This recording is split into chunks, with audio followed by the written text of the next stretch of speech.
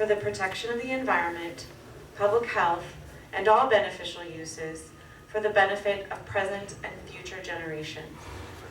And we do this by assessing water quality to determine if it's meeting water quality standards or if it's polluted and impaired and needs to be restored. We write plans for restoration of the water quality that is impaired, and we issue permits and issue orders to prescribe requirements to dischargers of wastewater and other waste to our water bodies to ensure that they do not pollute the water bodies in our region. Okay, so this map shows the location of the Eaton and Palisades fires and the devastation that they caused. On January 7th, 2025, fire broke out in the Palisades area and the Eaton Canyon area. The Palisades fire burned 23,707 acres. It damaged or destroyed 7,808 structures, and 12 lives were lost. The Eaton fire burned 14,021 acres. It destroyed 10,487 structures, and 17 lives were lost. And these fires didn't just pose an impact to human health, to public health, public safety, and property. It also impacted water quality, because when these fires happen, the ash and debris can contain pollutants that settle on the watershed and then can run off into the water bodies, either by stormwater runoff or, in the case of fires, through firefighting activities. And so we needed to act quickly to undertake several monitoring efforts under our authority to do our part to respond to the fires. Our first effort was our ocean water quality monitoring effort. We worked with LA County Department of Public Health to sample ocean water quality at beaches that were just adjacent to the Palisades fire area and those that were down coast and up coast and impacted by runoff from the Palisades fire area. We worked with LA County by LA County Public Health staff collected the samples. They're already doing weekly bacteria monitoring at these beaches for public health purposes to determine whether or not the beaches are safe to swim in. And what we did was we offered our lab services to analyze their regular water quality sampling to supplement it with analysis for metals, nutrients, polychlorinated biphenyls or BCBs, and polycyclic aromatic hydrocarbons or PAHs. And these are chemicals that we know, unfortunately, from our vast experience with California fires, that are often present in the runoff after fires. We also added PFAS, asbestos, and more volatile organic compounds for 2 events in response to public comment. And then we added hexavalent chromium for the last event in response to more public comment. We sampled, as you can see here, between 12 and 13 beach sites, from Surfrider Beach down to Dockweiler Beach. And we sampled on January 22nd, January 27th, February 6th, February 18th, March 13th, and May 1st. I want to point out we had to work very quickly because the fire was on January 7th. LA County reached out to us right away and they wanted our help and just to start this effort to be able to warn the public. In the immediate aftermath of the fire, the people were focused on getting the fires under control, but soon after, people were going to want to go back to the beach and we're going to be concerned about water quality. So it was really important that we get out there right away. And then we also wanted to get out there before the first storm event of the season, which happened on January 26th. And so luckily we were able to get out the week before the first storm and then the day after. So we were able to capture what water quality looked like just from regular, from the firefighting runoff before the storms hit, and then what water quality looked like after the storms hit. And this is a very tiny table, but what it shows is all the constituents that we analyzed for and the thresholds that we compared the results against. Specifically, we looked at US EPA risk screening levels for recreation in ocean water. And it's a calculator, it's risk-based formulas, and it predicts the risk threshold based on various inputs. And we assumed very conservative inputs, long exposure times, long contact times in the water, the most sensitive population, to come up with these screening levels. We also compared the samples against ocean plan, or let me just say, human health-based objectives for water quality, for the protection associated with consumption of fish. And these are contained in our ocean plan for the state. And then we also compared the results against background levels, and I'll explain why. So I'll focus on the worst results because the results were actually much better than we feared. This is arsenic, and you can see here that arsenic was detected and exceeded the US EPA risk screening level of 0.04 microgram per liter at almost all the sites, I think all the sites. Excuse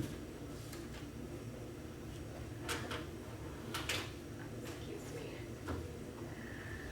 Okay, but an exceedance of a risk-based threshold doesn't necessarily mean that the sample is toxic. What it does is it indicates the need for more information. And so that is what we did. We compared the results of the post-fire beach water quality monitoring against background levels.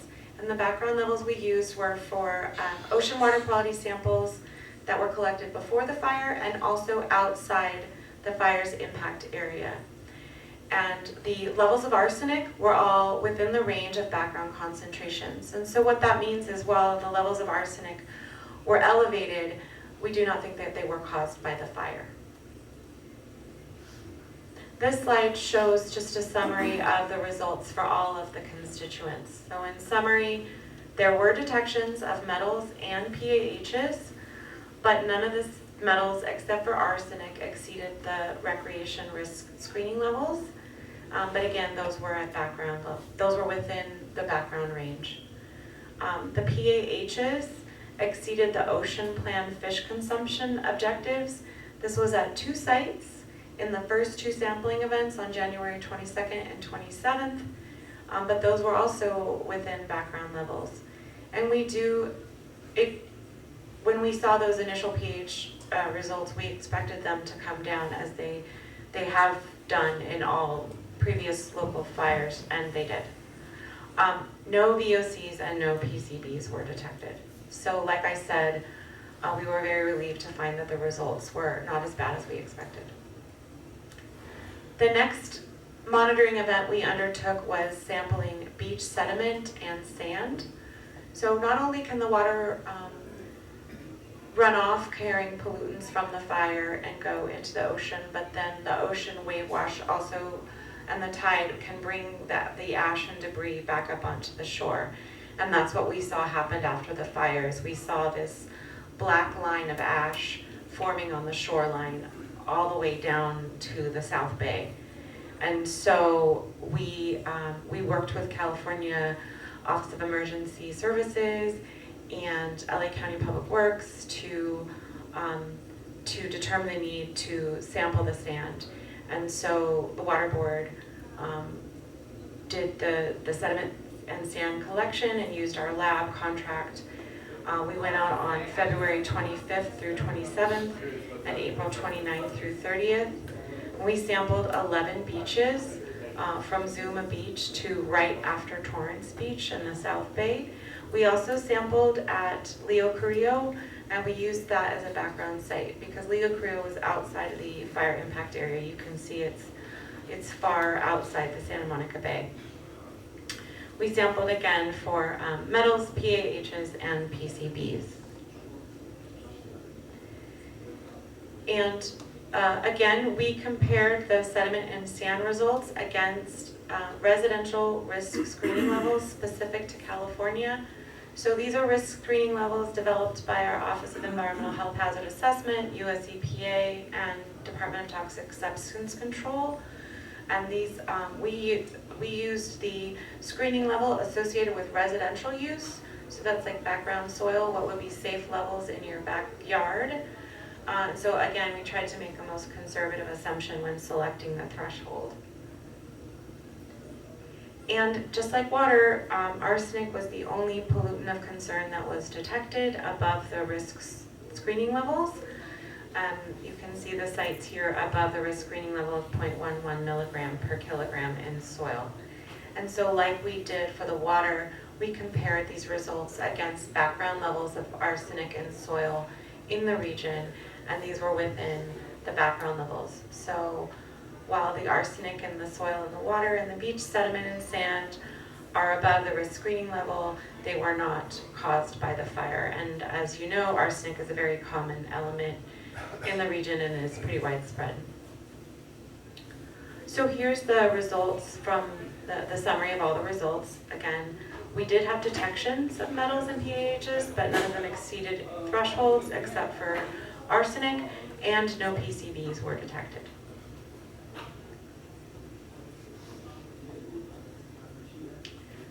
This slide shows we posted all of these results on our webpage. There's a QR code here. I did not make this slide. I don't know how to make a QR code, but one of my coworkers did. So we posted all the results, all the comparison against the screening levels so the public can easily see. Our website is also linked to LA County Department of Public Health. They have a website up that links to all sorts of data in all different environmental media.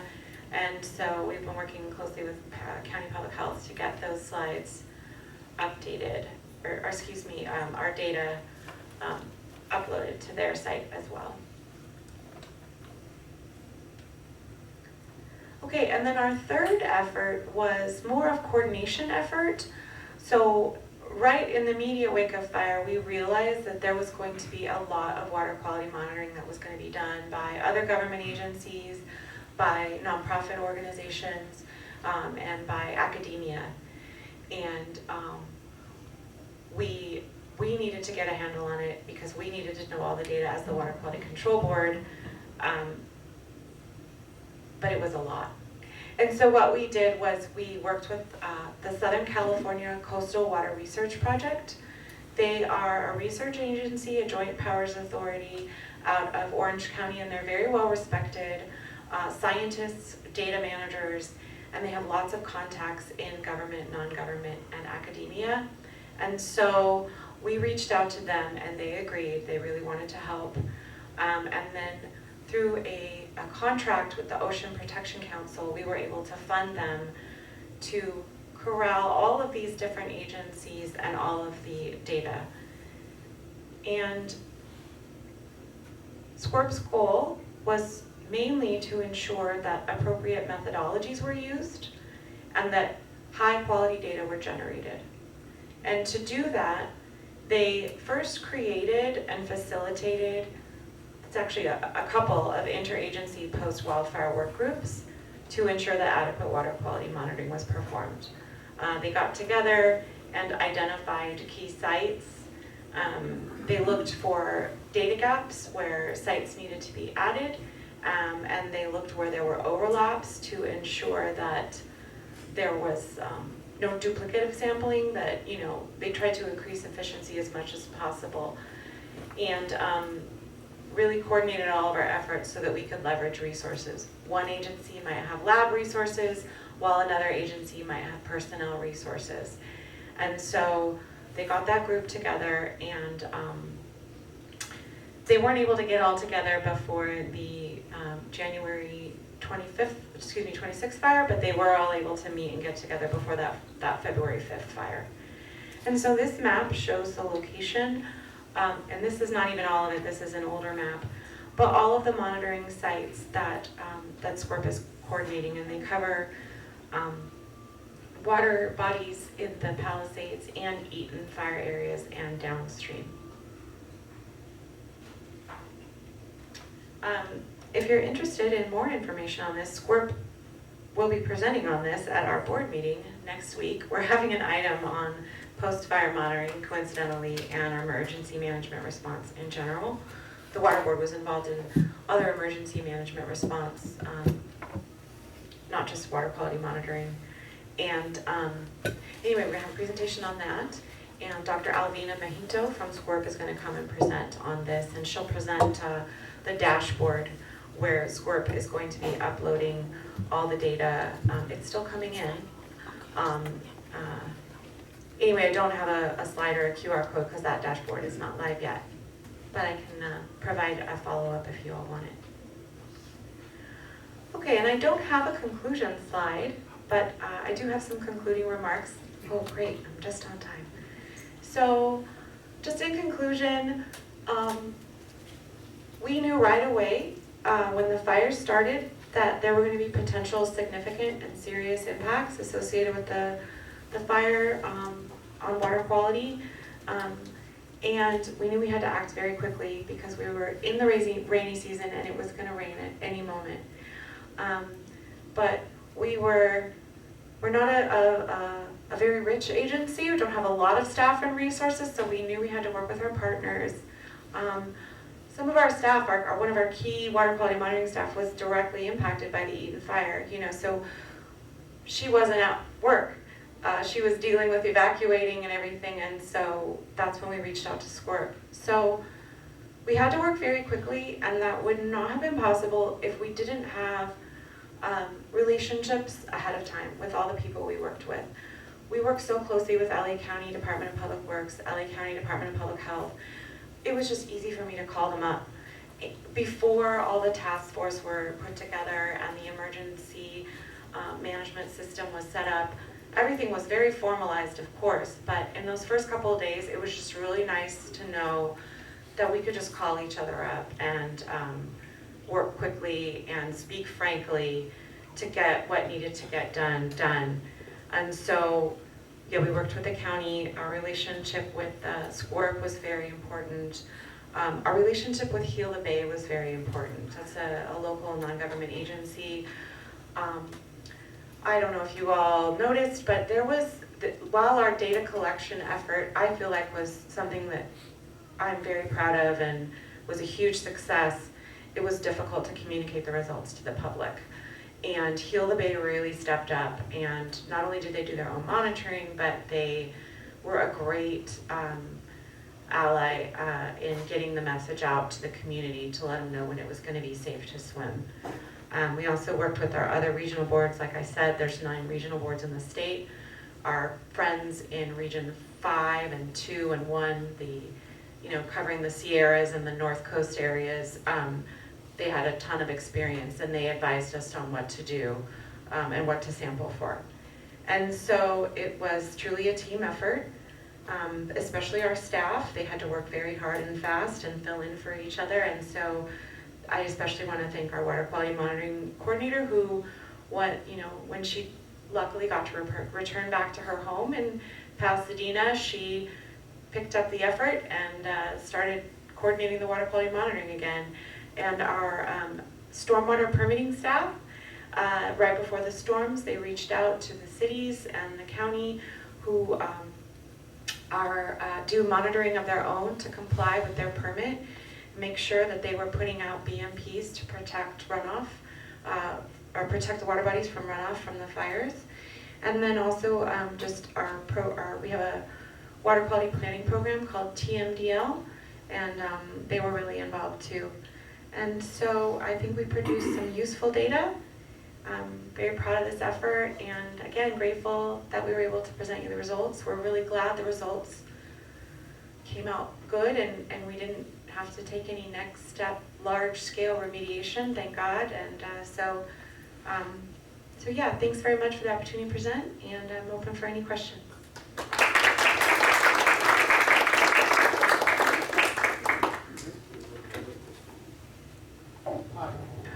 So when there is a report of contamination or there is something out of specs, like you're expecting arsenic level is 4 ppm, you suddenly see a raise like in 100. What are your methods of investigation?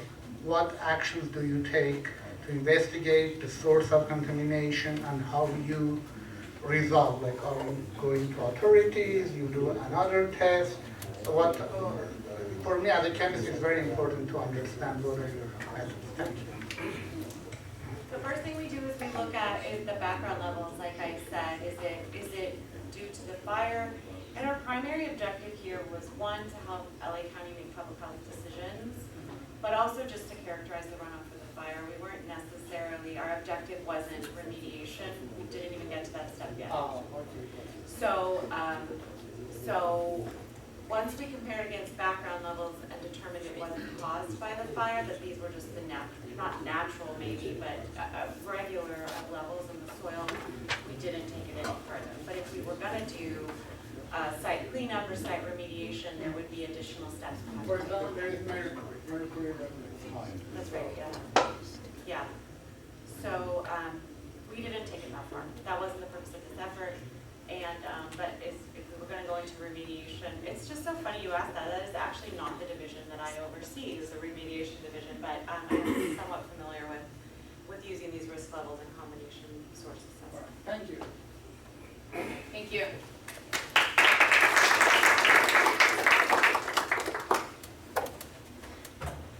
Oh, thank you so much. Picture. You want a picture of it?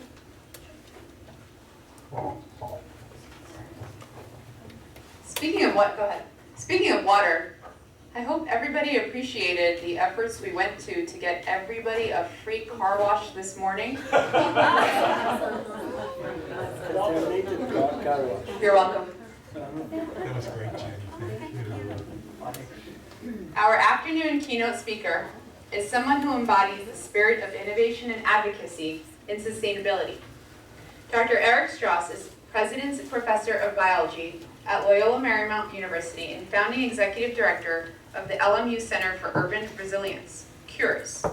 Broadly trained in biology, ecology, and multimedia communication, Eric has extended the model for traditional faculty scholarship through transdisciplinary initiatives by co-founding the Urban Ecology Institute in Boston, while he served as a faculty member at Boston College and CURES in Los Angeles, both of which provide interdisciplinary, educational, community-based research, green restoration programs, and curricula to neighborhoods and their residents. Supported by over 100 grants and contracts, his research includes, 100 really? His research includes collaborative studies, that's cool, that's fine, no big deal. Studies of coyotes, crows, hummingbirds, and urban forest ecology with a specialty in understanding animal-human relationships, humane management responses to wildlife problems, and urban green space program development. He has co-written multimedia textbooks in biology, such as Biology, the Web of Life, and Urban Ecology, Urban Ecolab, as well as hosting multiple video series on the life sciences and ecology. Dr. Strauss received his PhD from Tufts University and has held teaching and faculty appointments at Tufts University, the University of Massachusetts Boston, and Boston College. Please help me welcome Dr. Strauss. Wonderful. So thank you so much, and Jenny, that was a great conversation to kick off this conversation here. I'm going to be trying to cover a lot of ground quickly, and people say you have way too many slides, and I always do. But the PowerPoint's available for anyone who wants it. Just let me know, and I'll send it to you if you want to use it for teaching or something like that. So, all right. So I wanted to start with a non-human picture to begin with, because I think it sets the stage for the community in which we live. Although we live in an urban context, the ecological underpinnings have been there a long time, and they're still there. And we're going to talk today about this notion of urban ecology. And these urban wild spaces, such as the oil fields in Culver City, they shelter a surprisingly diverse community, including coyotes. And we've been studying coyotes on both coasts now for a couple of decades. And I just love this picture, because if you've ever been a parent, this is the essence of parenting.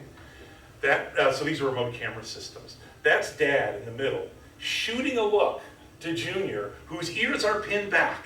I don't know what he did to upset Dad, but he sure did something, and he's probably not going to do it again. But the animals and plants in our system are equally dependent on resilient communities as we are. Is supposed to go forward? Sideways, I think. You know? The other arrow. Oh, there we go. So there's two issues we could be talking about today, water and fire. We're going to talk a tiny little bit about both. But I also like to start with this. This is an image of the Three Waterskloof Dam in Cape Town, South Africa, who are experiencing water challenges beyond what we are seeing here in Los Angeles, although we would say in Los Angeles the scales are much larger. Water is the most critical resource issue of our lifetime and our children's lifetime. Notice that was written in 600 BC. So this is not a new issue for humanity to think about our most fundamental components. And I don't have to tell you folks, you're scientists and engineers, very little of the water that we can access is actually drinkable. And so although it is technically a renewable resource, the renewal process takes a long time, and often water is in compartments that are hard for us to access. So we really result in using a very tiny percentage of the Earth's water resources that are easily accessible. And you as engineers are working on the technological side of making more of these components accessible to us. The average person in the United States uses about 150 gallons of water a day. California has long been working in conservation and regulatory frameworks, low flow toilets, all of these kind of things. Typical Angelino uses about a third of that water. But remember, the water system was developed when there was about an eighth the number of people in Los Angeles that we see now. We have an extraordinary legacy of water systems development. Most of the modern water that we have here is a 20th century infrastructure. We don't live in the desert, we live in a Mediterranean climate, and not surprisingly, when we do get our rain, we get it all at once. And so we're not able to capture it as well, because the history of Los Angeles is about controlling floods, not about capturing water. Although we are changing that technology to some degree. We are the most populous state, the 5th largest world economy. We are massive agricultural. We have 7 major water systems, but only a few are really central to Los Angeles. But we also have this tremendous fluctuation in groundwater use and availability. And that results in short-term hydrological alterations, and so we have to capture our water from the surface, from the ground, and from distant locations.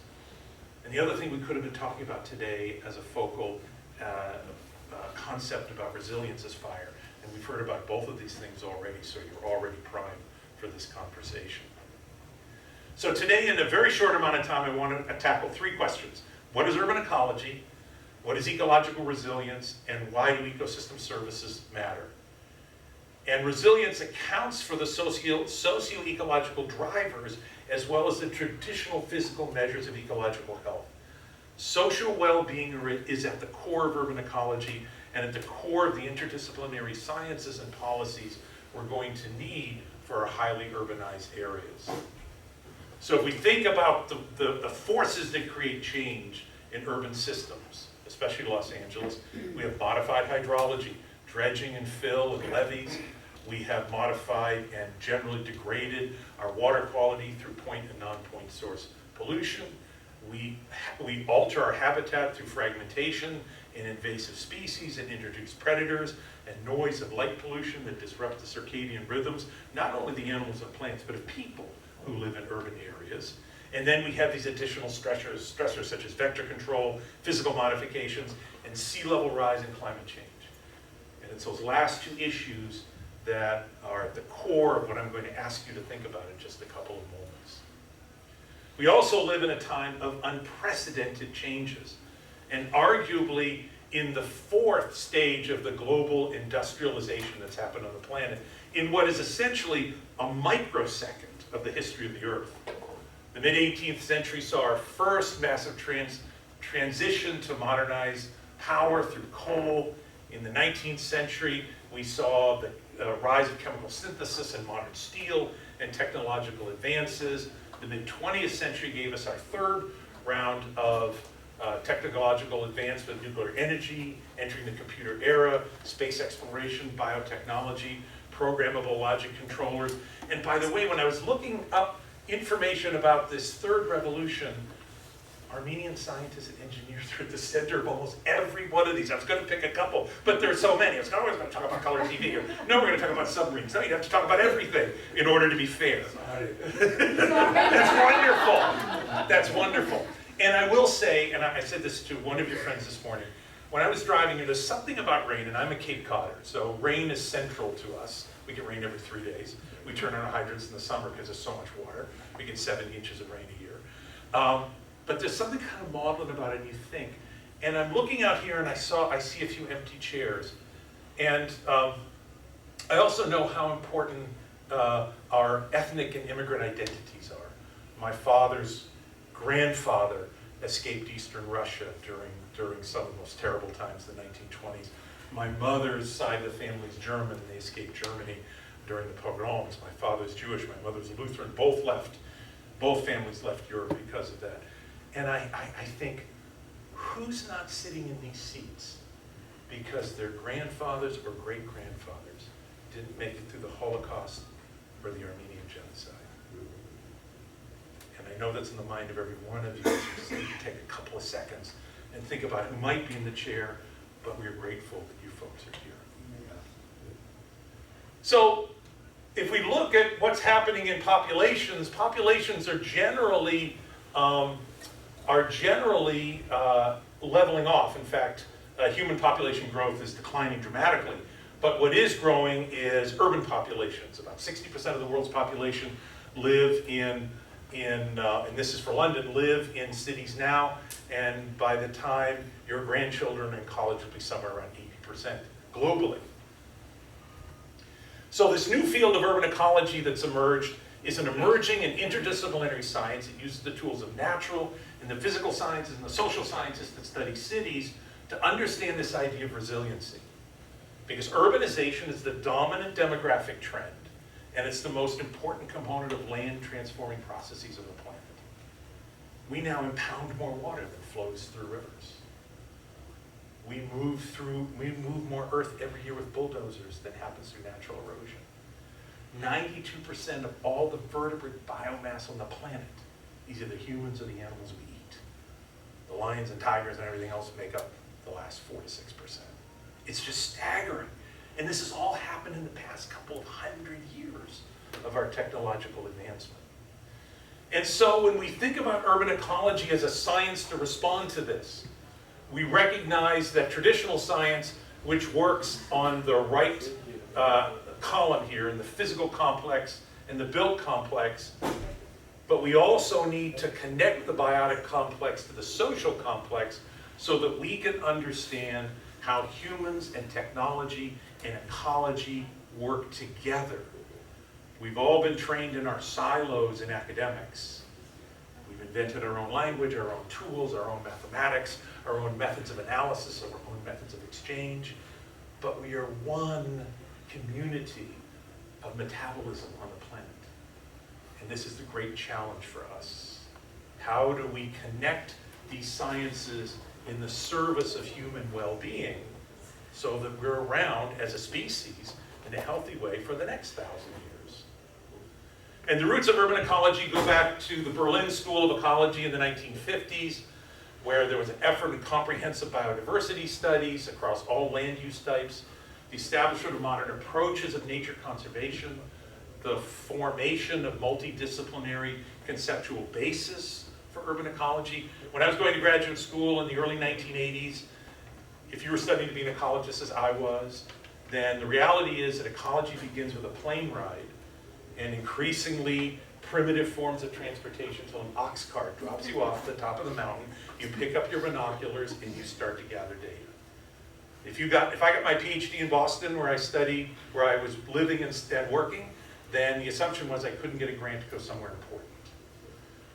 Luckily, that has all changed, because we now understand how important it is to understand these surging places of human engagement in the city. There are 2 really important cities in the United States where urban ecology is happening.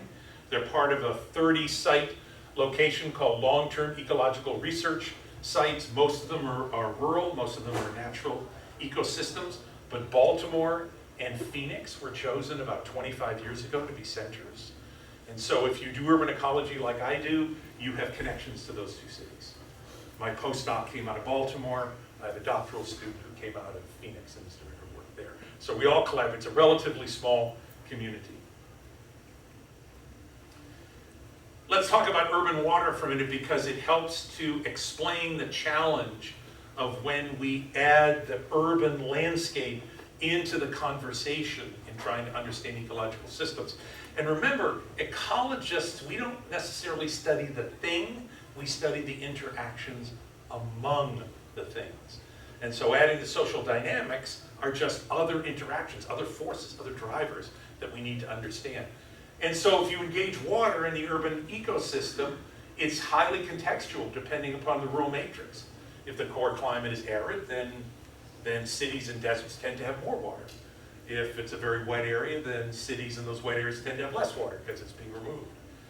Cities are usually adjacent to a major water body, because when they were developed, we needed that for transportation mechanisms. And the water flow through these urban landscapes, we tend to normalize it. Like on a day-to-day when the rain is coming down so hard, I was driving along the 5 and you can see the water in that giant channel. That's not in people's neighborhoods. That's a good thing. But we've also lost that water. And that means the water moves farther and faster, and hence the distribution of pollutants. Jenny's discussion about the impacts of putting out fires and where those pollutants are going to end up. They move very quickly in cities. And so water in cities has a higher probability of being polluted. The second component that's really important to understand, and this was something called the tragedy of the commons that was developed, an idea was developed in the late 60s.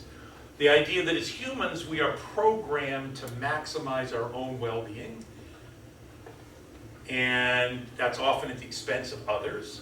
And the scenario is that an open pasture available to all herdsmen is being used, and it works fine for a while until the pasture has too many animals, and you've gone past the carrying capacity, and the system's beginning to decline.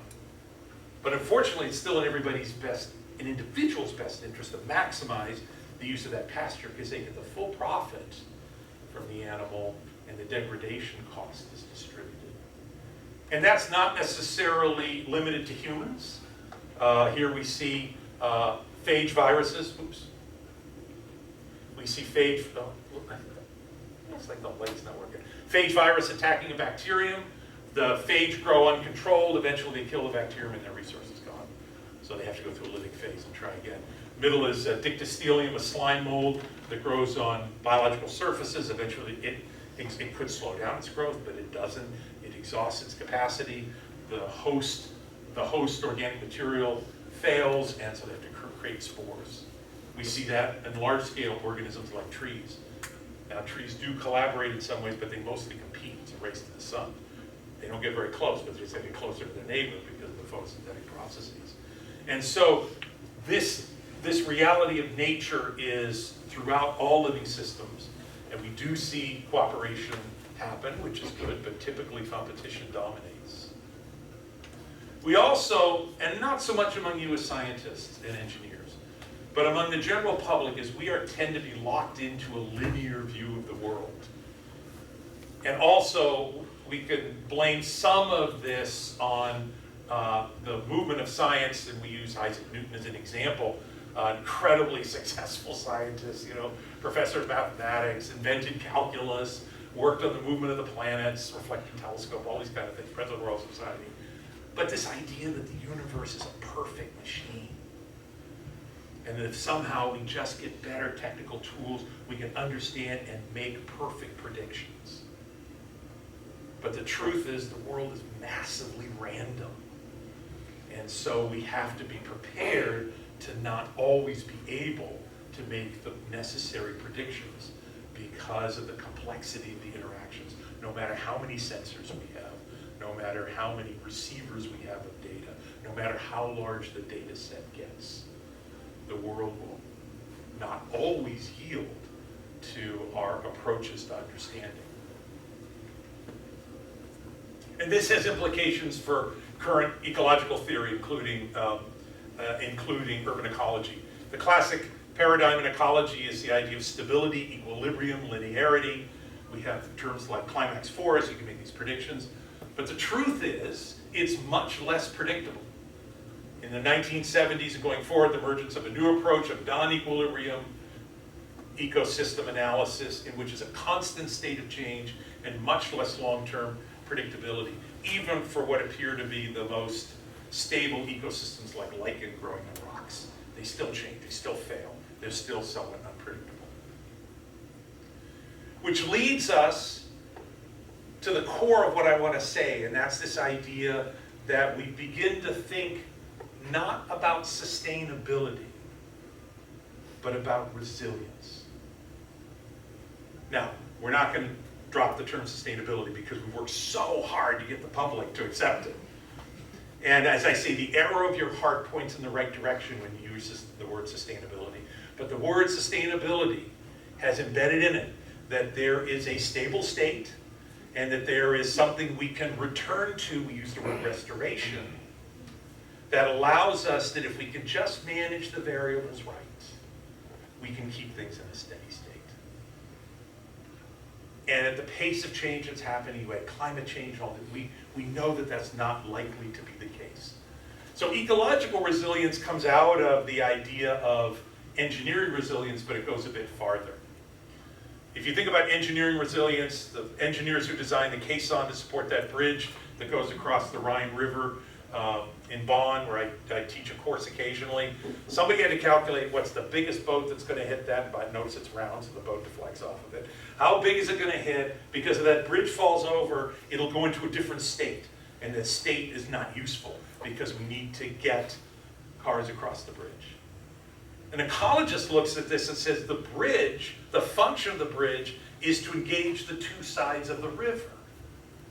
There are multiple ways to do that. A bridge is just one of them. And that is ecological resilience. And in ecological resilience, we see this as a loop system. And we'll start at the upper right at conservation, where you have a relatively steady state, which also leads to rigidity trap. Hence the difficulty of moving the solar away from petroleum. There are a lot of vested interests in petroleum. They don't want to see it change. But there is radical innovation in a back loop, and ultimately a reorganization, which also has a poverty trap. Electric cars are more expensive, so people can't afford them. And so eventually we exploit the new system, and we arrive at a new model for momentary, if you will, stability, which I call resilience, which is the able to absorb disturbances and continue to provide ecosystem services, even if the physical structure changes, as it likely will. This is the so-called adaptive cycle that was made popular by C.H. Halling, who studied this phenomenon called panarchy. He's an ecologist. It said these loops are continuous. And if you do decide to have this PowerPoint, you click on those things, there's videos and things like that embedded in there. We don't have time for that. But this idea, it's a constant revolutionary change. And so what is it we're actually trying to protect? What we're trying to protect are ecosystem services. Final point of this conversation today. These are the components of nature directly enjoyed, consumed, or used to yield human well-being. What is it we're trying to protect? Here are the ecosystem services: the purification of air and water, the mitigation of droughts and floods, the generation and preservation of soils, the detoxification and decomposition of waste, pollination of crops, dispersal of seeds, cycling and movement of nutrients, control of the vast majority of pests. If I handed this list out to you as engineers in science, I'd say, what are the technological things we've done to solve these?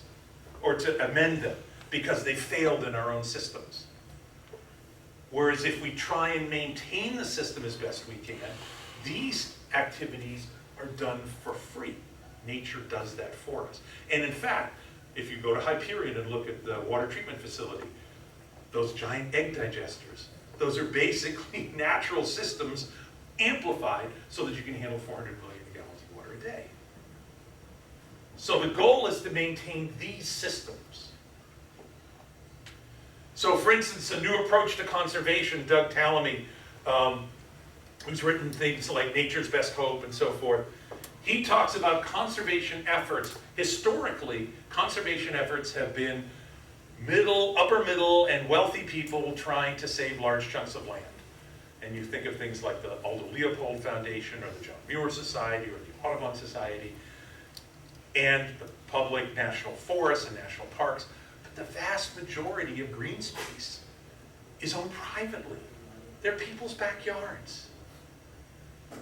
So we should be as invested in thinking about helping people change their own private spaces as we are thinking about acquiring more public land.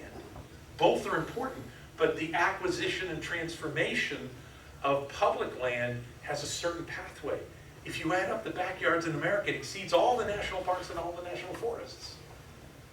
We could be thinking about those as potential resources for transformation. So our original topic about water management. So if we're going to talk about water management in a place like California, we need a whole of society approach. And the National Science Foundation has had accelerator programs, these 2- and 3-year research projects to spur innovation. We have to engage the stakeholders and co-development. We have to have environmental and social justice requirements. Cross-agency cooperation. Jenny spoke so eloquently about getting that task done. Your board couldn't have done it alone. You had all this help, and that's how it should be. And to think about water as a human right.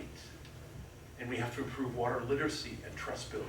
These are central components to solving the problem that go beyond adding more aqueducts or putting in a desalinization, all of which is important, but it's not holistic, and it's not ultimately the end goal when we think about how we provide for the future. Our lab, one of the things we've done is to produce some of the first super high resolution maps of tree canopy in Los Angeles County, down sub 1 meter resolution. So you can go down to individual parcels and determine how much tree cover they have. And this is a tool, this is a living map. You can go to the site and use it, and other people have to do all kinds of analysis. Because this is the way that you can locate the underserved communities and help them regreen their environments. Some neighborhoods in Los Angeles have 60% tree cover. City of Commerce has 1%. So our first tree planting effort was in City of Commerce, with local people planting their own trees where they wanted them.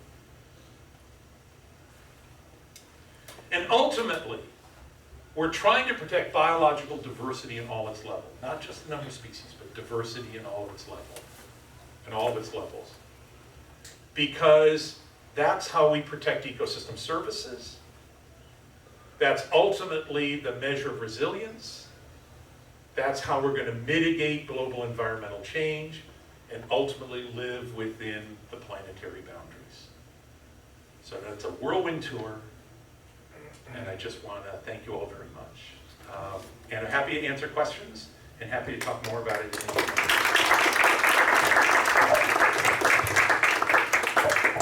I'm an engineer. Yes, sir. Where does the vaccination fit in this picture?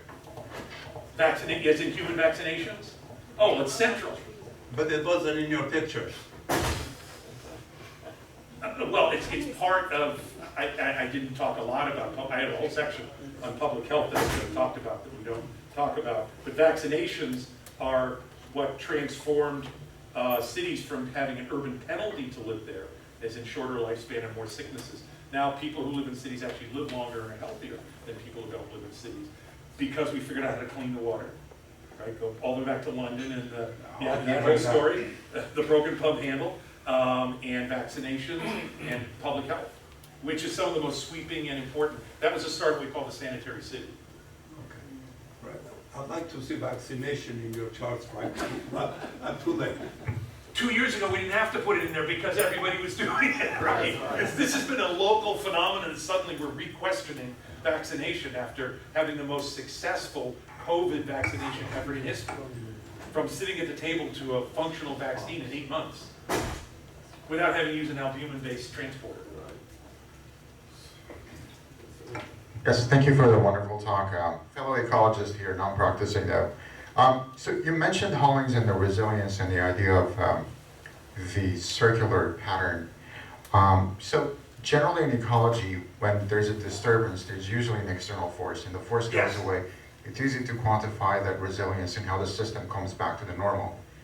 You mentioned that LA urbanization is growing. That's a constant disturbance to the local systems and the ecosystems. So is it possible to define resilience in a constantly disturbing environment? And, No, I understand the problem. The problem here is that not only is there a delta in our systems, but the rate of the delta is increasing. Correct. Right? Not only are we experiencing change, but the rate of change is increasing. And so it forces us. So before I came here, I was in Boston, and we did a lot of work restoring, I don't want to use those words, I call it transforming, older green spaces into native habitats. But the problem is it no longer gets cold enough in Boston for maple trees to run south. So you can't restore the maples. The water's not cold enough anymore for lobsters. So if you're going to bring back the shellfish industry, you have to grow what can grow there now, which are oysters. So the oysters are moving up from Long Island. It used to be too cold for oysters. Now it's not. Now you got to go to Maine to get lobsters. You cannot restore that. But what you can say is, what are the forces at work here? What are the economic forces, and what are the applicable extractive technologies that you could do? Because we can't return. That's why restoration to me is such a complicated phrase that can lead us into real problems. I mean, look at what we're seeing now with the retreat of the glaciers. We're not going to see the normal progression of vegetated communities that we used to, that I was trained by in the 70s and 80s. Like, you look at what they do when it pulls back, you get this and this way, but this doesn't grow anymore. It's too warm. and it's also hard to define the norm in a constantly changing system. That's right. The norm. constantly being What is the disturbed. norm? That's right. Thanks. That's where big data helps us. Because, so for instance, our lab studies coyotes, and when we first started studying coyotes in the early 1990s on Cape Cod, we were using analog radio transmitters, and we were following them. We had graduate students following them all night long, using, you take a reading here, and then you go to take a reading, and you look at a map work, and that's where the animal is. It was impossible. Now, we use satellite-based, and we can get many orders of magnitude more data because their behavior is changing so fast. We used to think that the basic unit of evolution was 10,000 years. Well, if you look at brain size and animal size and all the metrics around animals and cities, it's changing 100 times faster than the textbooks tell us it's supposed to change. But it is changing. Coyotes in Boston weigh 60 pounds. Out here, they weigh 25. It's just crazy, you know, but there's more food. There's directional selection to be bigger, to protect. So you assume that the variation was existent, right? It's intense directional selection. But when directional selection is that fast, how do you follow it? Think of the peppered moth story, back and forth, right? Crazy. Yeah. How do you define the role of circular economy in resilience? I mean, what's the correlation between the two? Well, that's a great question. And not being an economist, I would ask for the subtle variation to be answered by an ecological economist. But what I would say is that we should expect that economic transitions and the reuse of materials, the life cycle of products, the positioning that people have in the economies are going to be changing. And that's why, to me, relying on what I didn't show was some fundamental sort of bottom lines for environmental justice, which, you know, was some of the most progressive federal regulations to ever happen. That happened in the 1970s and 80s and became a touchstone of management of urban systems and protection of underserved communities and so forth. And that's all kind of being unwound right now. But you know, we're still figuring this out. Well, it's still pretty young science, but here are the bottom lines for human well-being, and here are the bottom lines for ecosystem well-being. And how do we meld those, and what are the tools? I mean, take, for example, the growth rate of populations. We're not for immigration, the American population is going down. But most of our social safety nets are built on the fact that we have an increasing population, which is ecologically very damaging. So ecologically, it makes a lot of sense for populations to decline. But that means age demographic shifts, and and things like our healthcare plans and Social Security and things are at risk because they're built with the idea of an ever-expanding population. But they don't have to be. That was just an assumption at the time they were designed. It was a convenience. You know, at the time Social Security went into effect, 1965 or something, the average American male lived to be 68. So the rule was you didn't have to work on the morning of the afternoon you died. Right? You got to retire and you had a couple of years. But now people are living 35 years after they retire. Everything they put in is paid out after the first 5 or 6 years. And so how do you run a system like that in a shrinking population? It's not impossible, but you got to rethink the boundaries, the traditional boundaries of what makes sense economically. That's some of the conflict we're seeing right now. Yes, thank you for the great presentation. It seems to me that the policy of the world nowadays is on sustainability rather than resilience. So how do you change that paradigm, and what do you do to advance resilience more than sustainability? Well, I think it's going to take a generation, in my opinion. And so this begins with what happens in our secondary and post-secondary education programs. We enlighten people who will be the next generation of leaders, because sustainability models are working. You know, it's like I said, the arrow's in the right direction.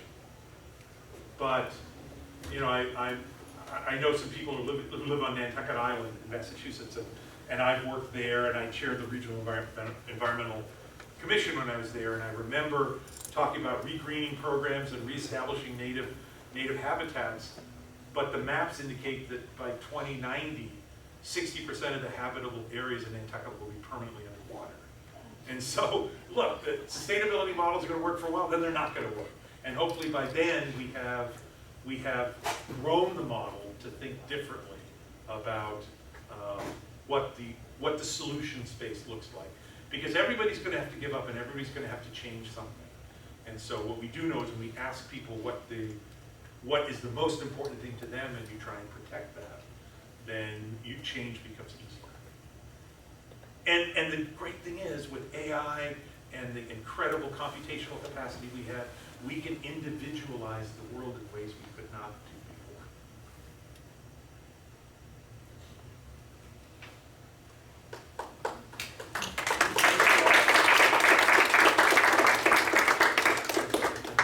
before.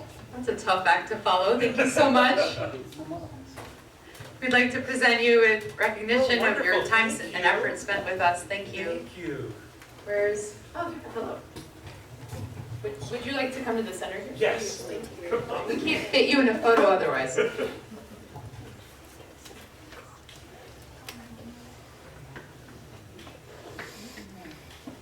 Thank you. What a Thank you so much. It's humbling to see so many disciplines touched upon in one relatively short PowerPoint presentation. It reminds us of why we're here and how sustainability is really affected by everything that all of us are involved in. Our next presentation is by Bianca Costa, an environmental biotechnologist with a PhD in environmental engineering, whose work integrates microbiology, chemistry, and reactor design to create innovative biomanufacturing and sustainability solutions. Her research focuses on PFAS fate and biotransformation in anaerobic systems, molecular tools for resilient microbial, is it microbial? Now I know. Communities and processes that recover water, energy, and valuable compounds.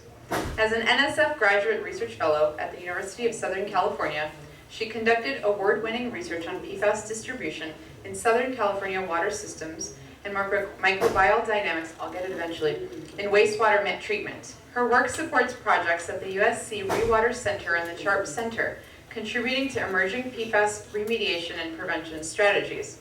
She applies advanced analytical methods, microbial ecology, and process engineering to develop new approaches for contaminant mitigation and environmental resilience. Dr. Costa now leads initiatives in sustainable biomanufacturing and circular biotechnology, developing bioprocessing platforms, enzyme systems, and smart reactor technologies aimed at real-world implementation. She is also active in science communication and community building, supporting the next generation of environmental biotechnology innovators.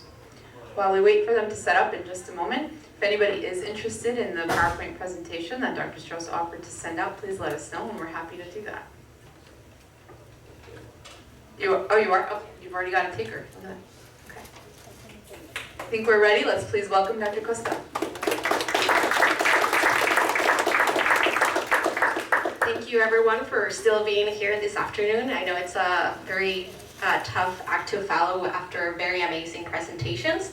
My name is Dr. Bianca Costa. I'm a PhD in environmental engineering, and today I'll be discussing a little bit of giving you more of a perspective on what's the current state of regulation, innovation, and research for PFAS, also known as forever chemicals. Because saying PFAS, it's a mouthful. It also stands for per and polyfluoroalkyl substances. And hopefully I can show some light on what are the biotechnological pathways that we can use to tackle the PFAS crisis. So you may or may not be aware of what are PFAS. As I mentioned before, PFAS are also known as forever chemicals, given that they are ubiquitous and known as to be quote-unquote forever. PFAS are very detrimental to human health and the environment, while the exact mechanism for why and how these compounds are affecting our human body, it's not 100% understood. We know that there are significant correlations with detrimental impacts for all the organs in our bodies that are used for detoxification, and particularly affecting the immune system, such as the thyroid and associated thyroid diseases, and also other liver, high cholesterol, and other cancers in our detoxifying organs. Not only that, but because PFAS tend to bioaccumulate in our bodies, they also can be transferred to our unborn humans or the fetus. And it can also be transferred to the fetus and cause lower birth weight. So we care about PFAS because they're everywhere, they're detrimental to human health, and honestly, PFAS are breaking even our most circular systems. So if you come from a wastewater world or from water world, that's funny, you might be aware that some of our wastewater systems achieve biorecovery in the form of biosolids. So biosolids are this sort of like de-water sludge that can be used as a soil amendment for farms or for land application to help with the production of crops and fields. And actually in a lot of northwestern states, this practice of applying biosolids has been kind of paused given upcoming regulation, because PFAS has also been found in biosolids, meaning that even our best attempts of having a circular economy or a circular system are also being affected by PFAS because we can't really get rid of them effectively. Not only that, but PFAS are almost everywhere in the world. They've also been found in the Antarctica, and also in the bloodstream of animals, and 98% of the US population, by a study by CDC in the early 2000s, show that 98% of the US population has some level of PFAS in their bloodstream. So you probably have PFAS in your bloodstream.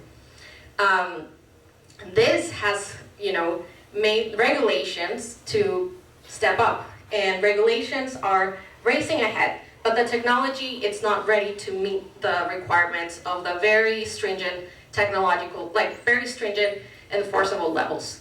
2024 was a quote-unquote great PFAS year because the minimum contaminant level by the EPA was established for two legacy PFAS, which are PFOA and PFOS. We'll be talking a little bit more about PFOA. And just to give you a perspective, PFOA and PFOS has current proposed established or enforceable maximum contaminant levels at 4 parts per trillion. 4 parts per trillion, it's 1 drop of water in 50 Olympic pools. Just for you to give you context of how low the detection needs to be enforceable. And there's also other proposed regulations for other emerging PFAS compounds such as PFHXS, will promise you that I will try to avoid saying all these compounds, but basically all of these other byproducts of degradation of the major PFAS compounds. Not only that, but as I mentioned before, PFAS is everywhere, and it's known by the Environmental Water Resource Group as of last year to have more than 5,000 contamination sites in the US only. I believe there's even more, just because detecting these compounds is very expensive. The typical analysis at least costs $500 to have a panel of maybe 20 PFAS compounds, and people that work in the authorities, they know that this is expensive and takes a lot of resources.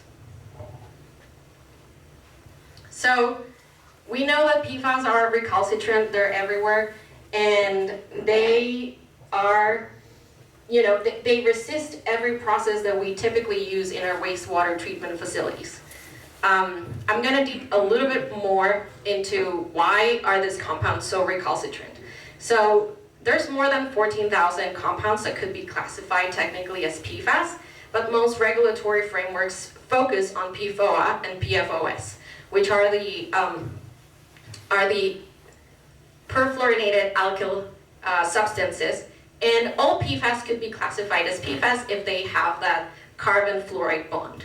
If you remember from your chemistry class a long time ago, you know that fluoride, it's one of the most electronegative elements in the periodic table. So breaking that carbon fluoride bond takes incredible amount of energy, which means that most of our treatment capacities are not able to destroy that high energy bond cleavage, which means can we make a scissor that can cut through that carbon fluoride bond? TBD. But as of today, most of our treatment techniques, and this is a classic representation of a traditional wastewater treatment facility, PFAS are not degrading in aerobic processes, and they remain even in our advanced water treatment facilities, which are proposed for future rewater use, also survive oxidation or advanced oxidation processes.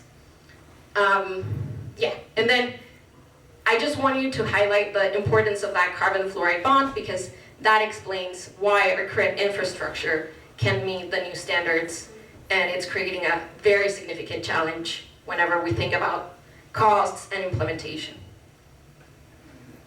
Okay, so upon this huge challenge, we know PFAS is everywhere. There are extremely low levels that we need to comply with.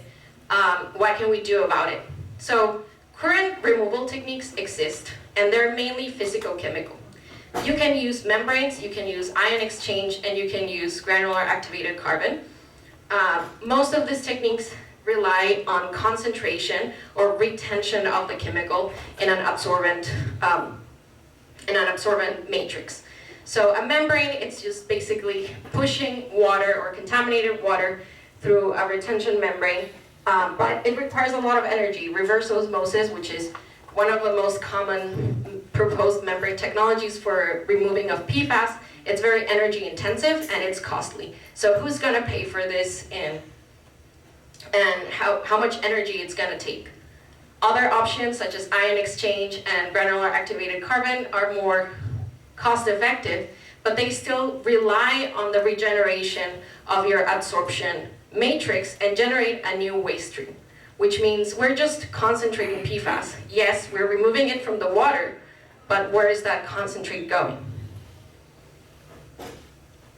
Now, destructive techniques are being explored using physicochemical techniques, but they remain energy intensive and produce significant byproducts.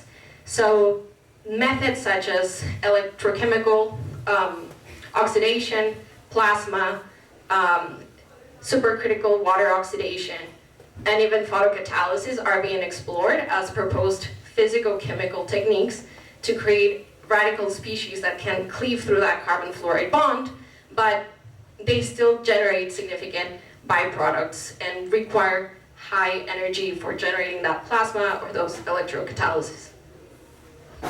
Now, can we burn the PFAS? I would recommend against burning the PFAS, and current guidance of EPA or interim guidance by EPA, it's recommending against it because now we can be potentially volatilizing and smaller chain PFAS compounds that might be even harder to remediate in the future. So we've talked about the physics, we've talked about the chemistry. Can we ask biology to help us in any sort of way? Because PFAS have put us in a kind of crusade of what can we do about this. So that's where my work comes from, goes and explores further. So biology can offer a contained and a low energy environment for innovation.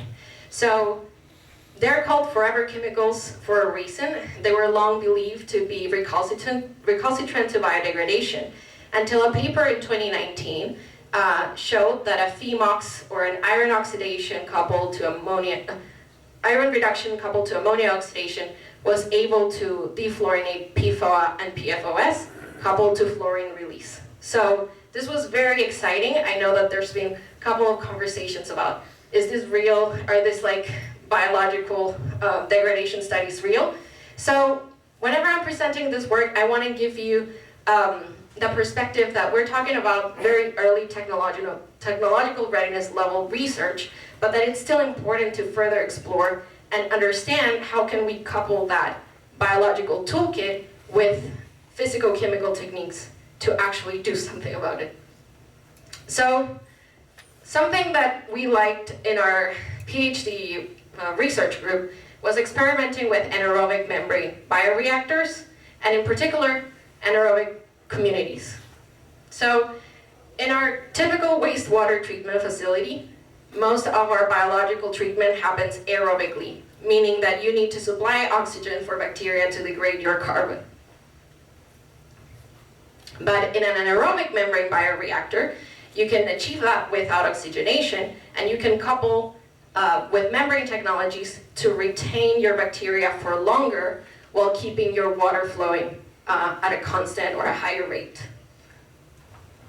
Now, so because we like exploring whether there's potential in the anaerobic membrane bioreactor or potential in general in the anaerobic microbial community, we started with a respirometry study that looked into the potential of the anaerobic membrane or the anaerobic microbiome fed with extremely high PFAS concentrations to see if these microbial communities were even resilient at these extreme levels. And what we found was that actually high PFAS concentrations were able to yield differentiation from the control and low PFAS microbial communities. And we found that synergistatis and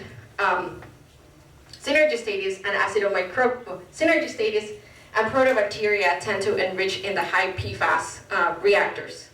We did not observe any fluoride release, but we anticipated but we found the resilience of these communities under extreme PFAS loading. With that information, we looked further into using this microbial community in an anaerobic membrane bioreactor. So this time, we opted for even lower concentration of PFAS that were more representative of landfill leachate concentrations. And we found that for a PFOA-induced anaerobic membrane bioreactor, we found early signs of degradation. So, as I mentioned before, PFOA, it's a carbon-8 perfluorinated substance, or alkylated substance, and an anticipated biodegradation pathway would allow the PFAS to be chain shortened, meaning that the carbon chain becomes shorter and hopefully paired with fluoride release if a biodegradation pathway were to actually exist. And we paired with chemists from the University of Buffalo, and we were able to identify chain-shortened byproducts in our anaerobic membrane bioreactors at very low concentration, and we were able to look into the microbial community that showed again that protobacteria were involved or were enriched in the process. So we looked into control systems and found that microbiomes could actually survive, and some of them even thrive to begin to adapt to PFAS loading. Now, do we have the miracle microbe? Not yet. But we found that defluorinases and dechlorinases, which are enzymes, so enzymes are the biological catalysts that allow certain reactions to happen inside the cell. And we expect defluorinases and dechlorinases especially dechlorinases, if they were to have a promiscuous active site, to have the potential to defluorinate biologically these molecules. Defluorinases and dechlorinases are sort of like the first tier of exploration of biological research for actually claiming some biodegradation potential at the enzymatic level. But there are other inferences or other features that we would like to find and explore in our reactors to really claim that we have a full platform for biodegradation.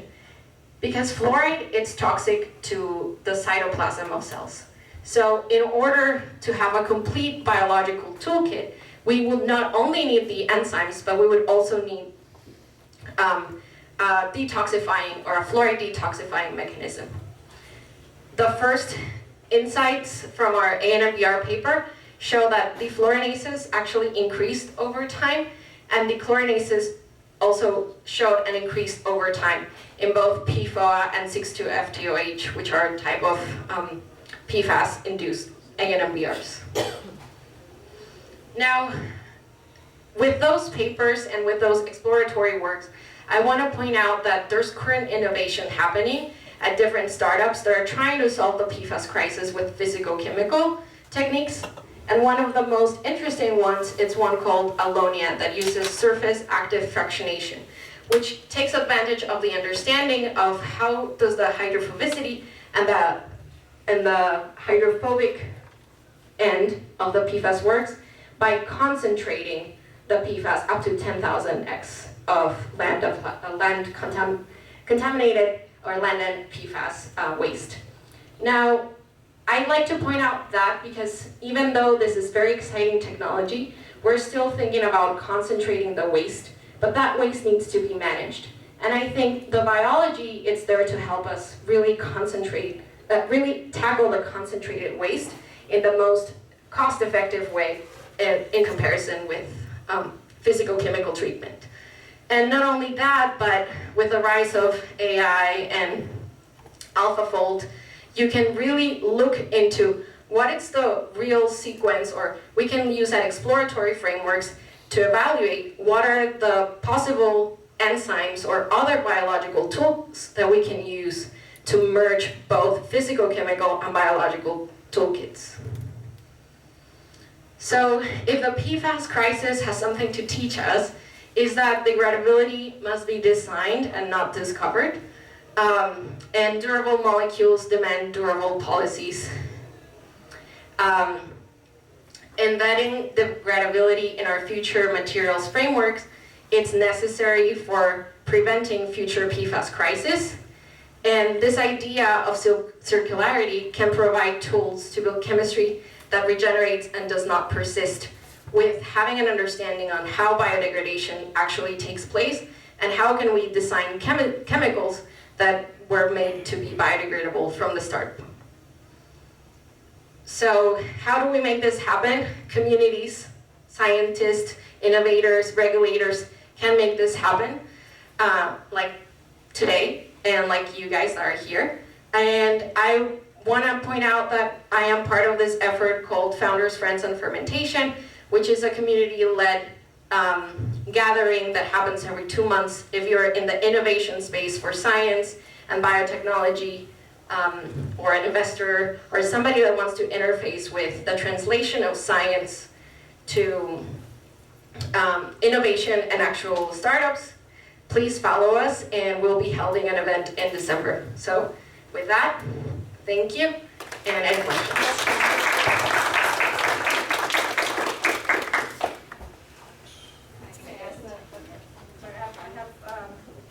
Multiple questions. Yeah. So the protobacteria that actually seems to digest the PFAS, do you know if it's using the defluorinase or is it something else, unknown enzyme? So right now, we would have to do single cell genomics to actually identify who is responsible for what. There's different methods such as EPIC PCR that you can use or single cell sequencing that you can use. But most of our reactors were at the community level, so the next frontier would be to do EPIC PCR and point out who were the microbes responsible for hosting this, I hypothesized, defluorinases. And the next step would be also to develop, so we developed the PCR primers for the defluorinases, but the next step would be to develop the PCR primers for the ribose switches or the detoxifying fluoride mechanism. And, sorry, follow up. The defluorinases, you mentioned that the release of that fluoride is actually toxic, so you need to kind of battle this, you break down the chemical, but now the cell is going to die. Any chance of moving this to a completely in vitro system or Yes. cell-free system? Yeah, so that would be like the next frontier of innovation, I would think. It's if you can do cell-free systems or enzyme-based systems, if you can, I mean, keeping enzymes alive, it's a whole challenge on its own. But if you can do that, then maybe we can use the biotechnological toolkit along with other physicochemical techniques. And last one, I promise. Where do you see like directed evolution in this process of either evolving the enzymes or maybe the bacteria to be able to handle this load? Yeah, so it's the chicken or the egg, right? Like, so we have adapted microbiomes, and I think the next step would be to further enrich and do selective evolution, but that it's very resource intensive and requires like single cell sequencing, which I don't think our current lab has the capacity to do that. But I know that there are also startups. There's one called Revive Bio that was recently granted a SBIR grant that it's looking into genetically or synthetic defluorinases in order to tackle PFAS. Thank you. I Oh, have we a another couple of question. questions. Go ahead, I'm sorry. So 2 questions. One, what is the input source of energy for the biological method of taking away the fluorine and both the biology and enzyme methods?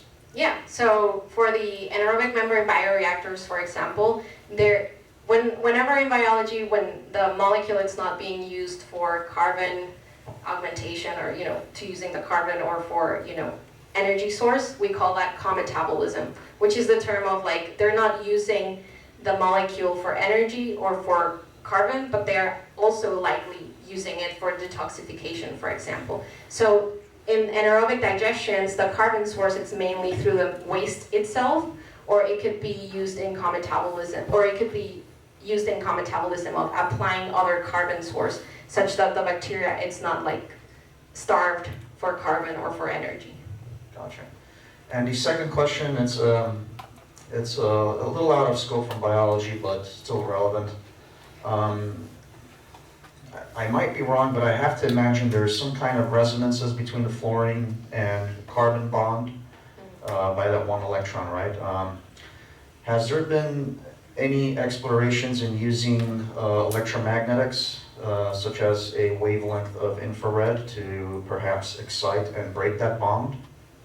I'm not super familiar with that particular technology, but I know that, high energy like techniques like plasma or electroactive oxidation, like they try to create reactive species to break that bond, but I don't know if infrared has been used particularly. I would have to look more into it. Yeah, I'm curious if, well, this is going into quantum mechanics now, but I'm just curious on what that wavelength of electromagnetic energy is that it can take, and maybe it could be exploited and used to Yeah, manage it. I mean, I guess with most of the PFAS techniques, there's a lot of options that are possible, but it's gonna be kind of washing the elephant, right? Like we will need a mixture of multiple techniques to really solve the issue, because it's a very energy intensive bond cleavage. So if we can concentrate the waste and then find or amend it with some other lower energy or cost-effective way, then maybe that's the way to go. Okay, thank you. Thank you so much.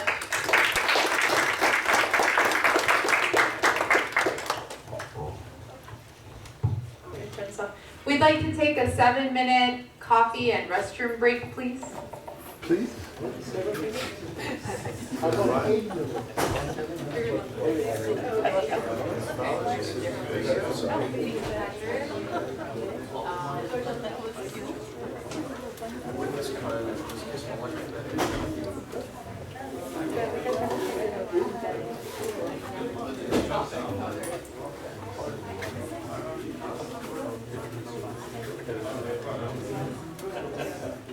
Great presentation.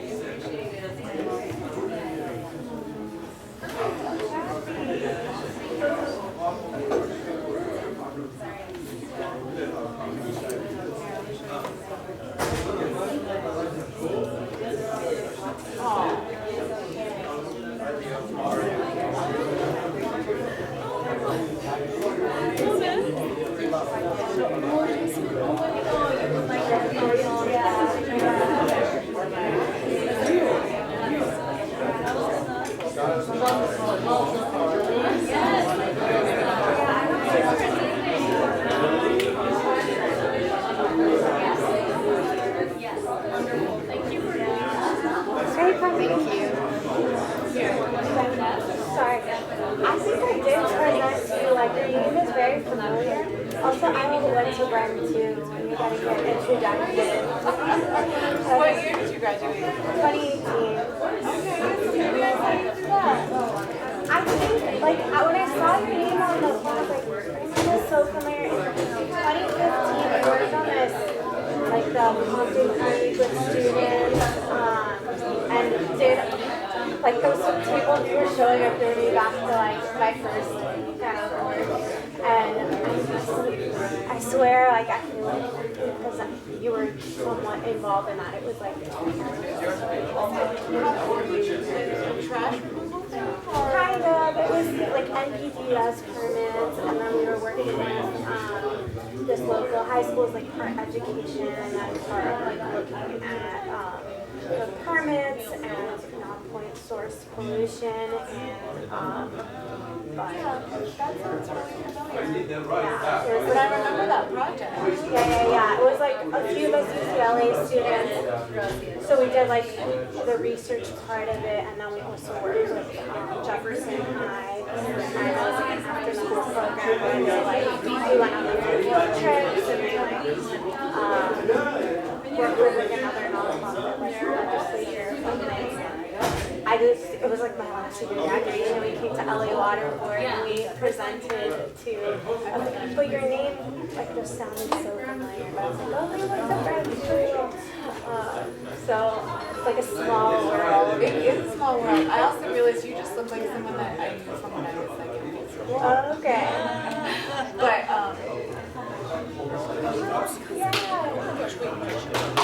Yeah.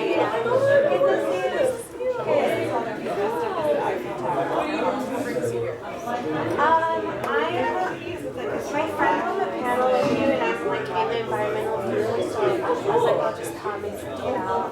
it's great. Yeah. Have you been?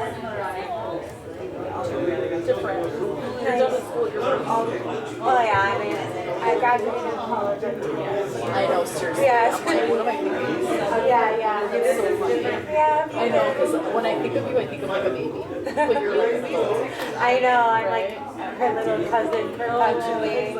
And our kids are now like, they are like, I'm yeah. Well, I'll talk to you a little bit after. Okay, sounds good. Yeah, these are all the pictures I have. That's it. Okay, well, it's really nice to meet you. Yeah, it's nice to, it feels like such a small world. Yeah. And I am doing, I'm like a brand advisor for a student on doing urban stormwater pollution right now. Oh, cool. So they're like so cute and eager and Yeah, it was awesome. awesome. I love, that's probably like my most favorite thing I worked on, and like really got me into like the field. And then I also worked like with Squirt and like with Professor Mark Gold on like beach water quality monitoring program. So I could call up all the, so when you're like talking about all that, I was like, oh, this is like all this is effective. Oh yeah. Earlier on. Oh my God, Mark Gold,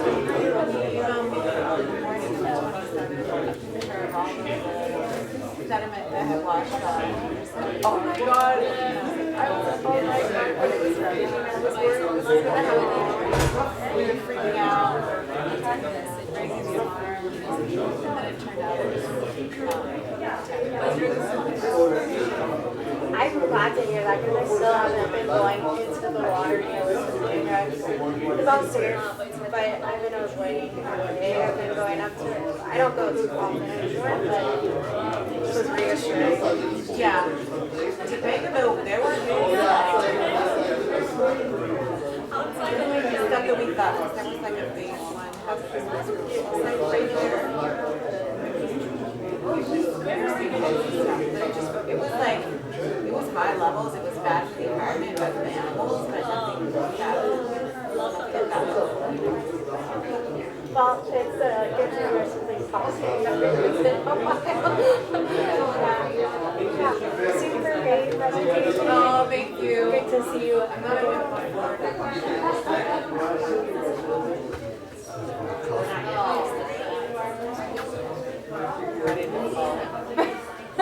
He's a very enthusiastic.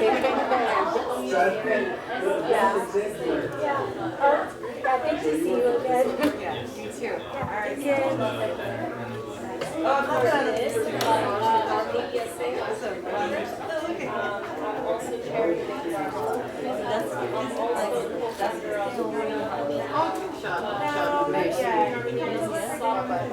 He's never spent the night. This is my dad's house. This is a painting I made in high school.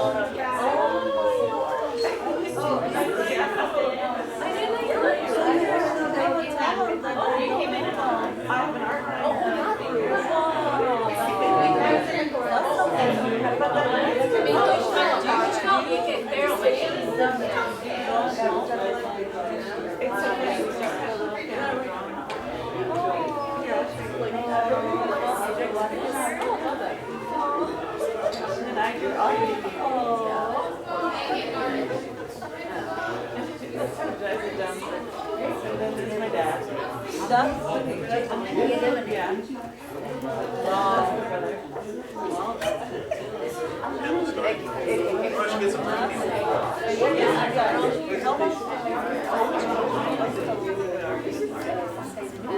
Yeah. She's like, is she getting mad? I'm like, I don't know.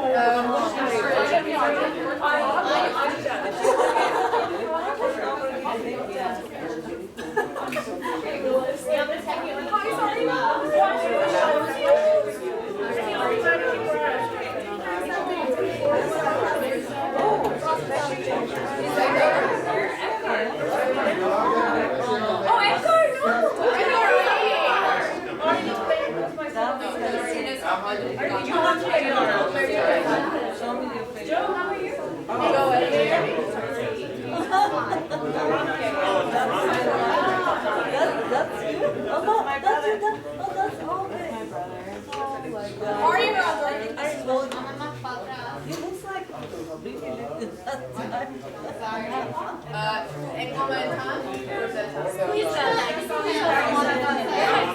He's from Monica. Linda, Maidan.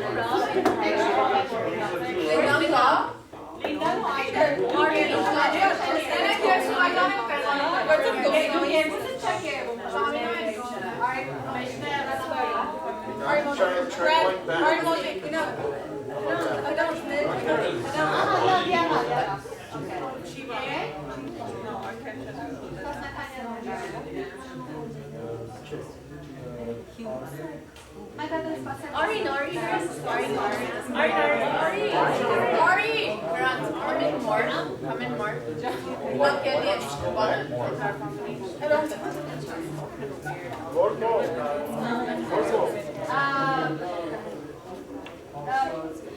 Vibration tuning. This is my favorite. That's cost extra, I know,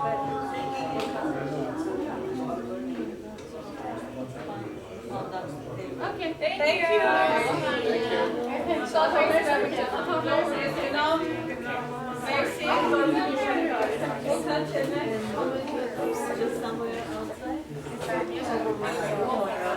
We didn't get the chance to take a picture today. That was good. Have a great picture. I like your outfit so Oh my gosh, thank you. Thank you. Merci, merci. I got it a long time ago. Gives me a like maybe white, especially it's plain white. Oh yeah? Bak it's maybe the style about Bonti.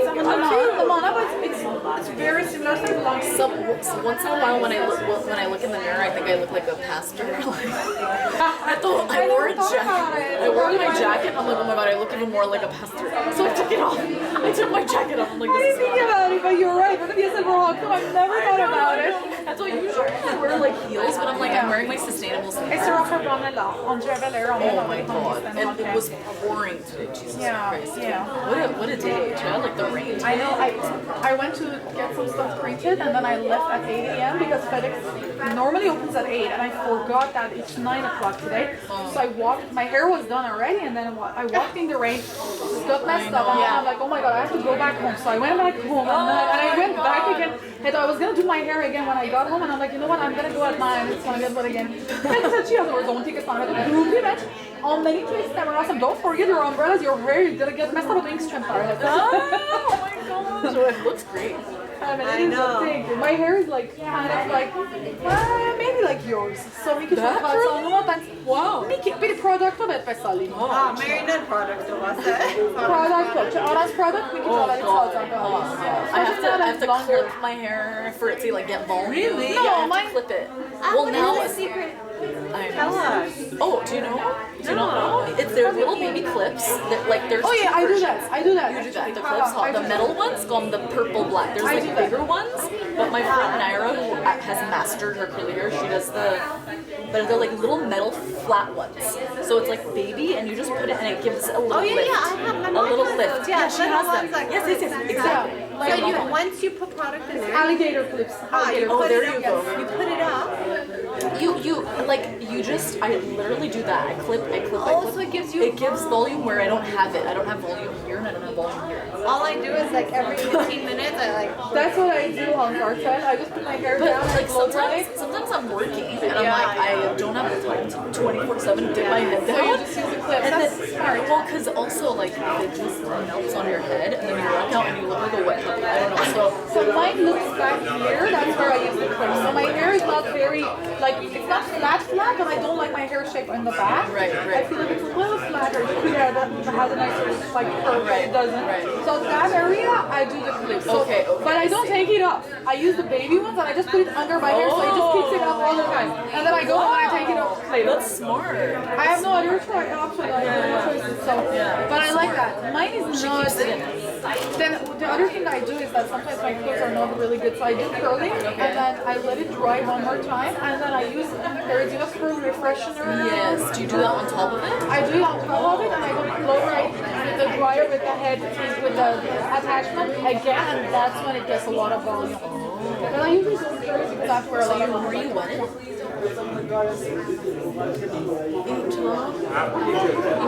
Oh, you guys know each other? I know. I mean, I met her for the first time today at Momondera, but she knows. That's so cute. Now she wants to take a picture of us. She sends it to her friends group like, oh my god. sorry, I'm not sorry, but I'm not. Then we're going to be embarrassed later. It's okay. varken de Inka gdansen av Palm Springs. Yeah, Inka Palm Springs. Man har men gerek is yeah. I know. Like years ago, we needed to be introduced. So exactly. It's too late now. No, it's not late.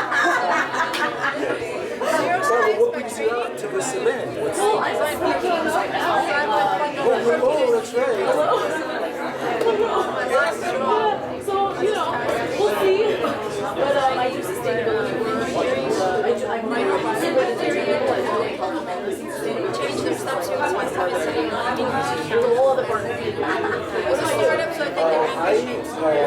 Like yourself, I'm not two parts, I'm 1,000. So one part is I identify as an engineer. I'm a programmer over at LADWP right now. Nothing super exciting, but very, and I'm also now the current vice president here at EEA in USA, and I'll be the future president. So thank you so much for coming out, helping out, and supporting the organization. It means so much to us. Yeah, I mean, We will get started with our afternoon panel shortly. Panelists, please make your way towards the front. thank you so much. I don't want to be bothered. Thank you for this. Break it over, yeah, in a good way, you know, like American and Indian.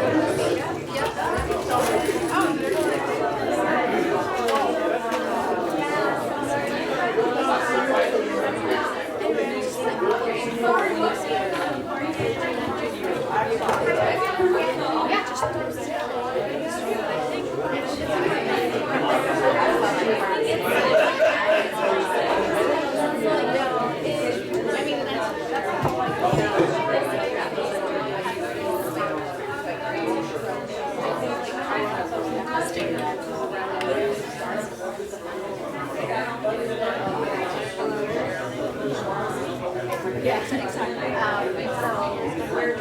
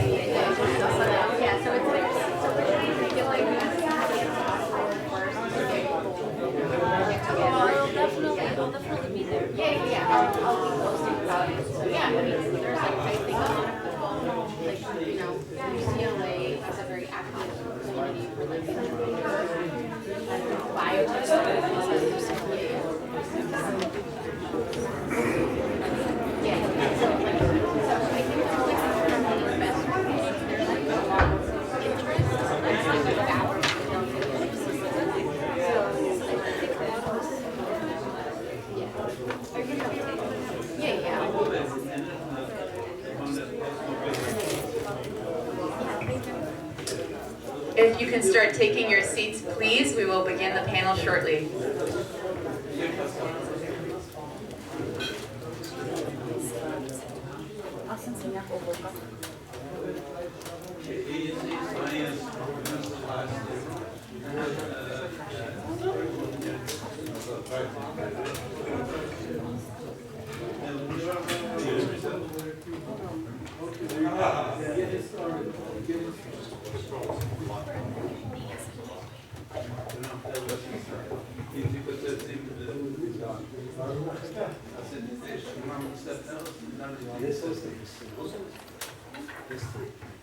We will now begin our afternoon panel.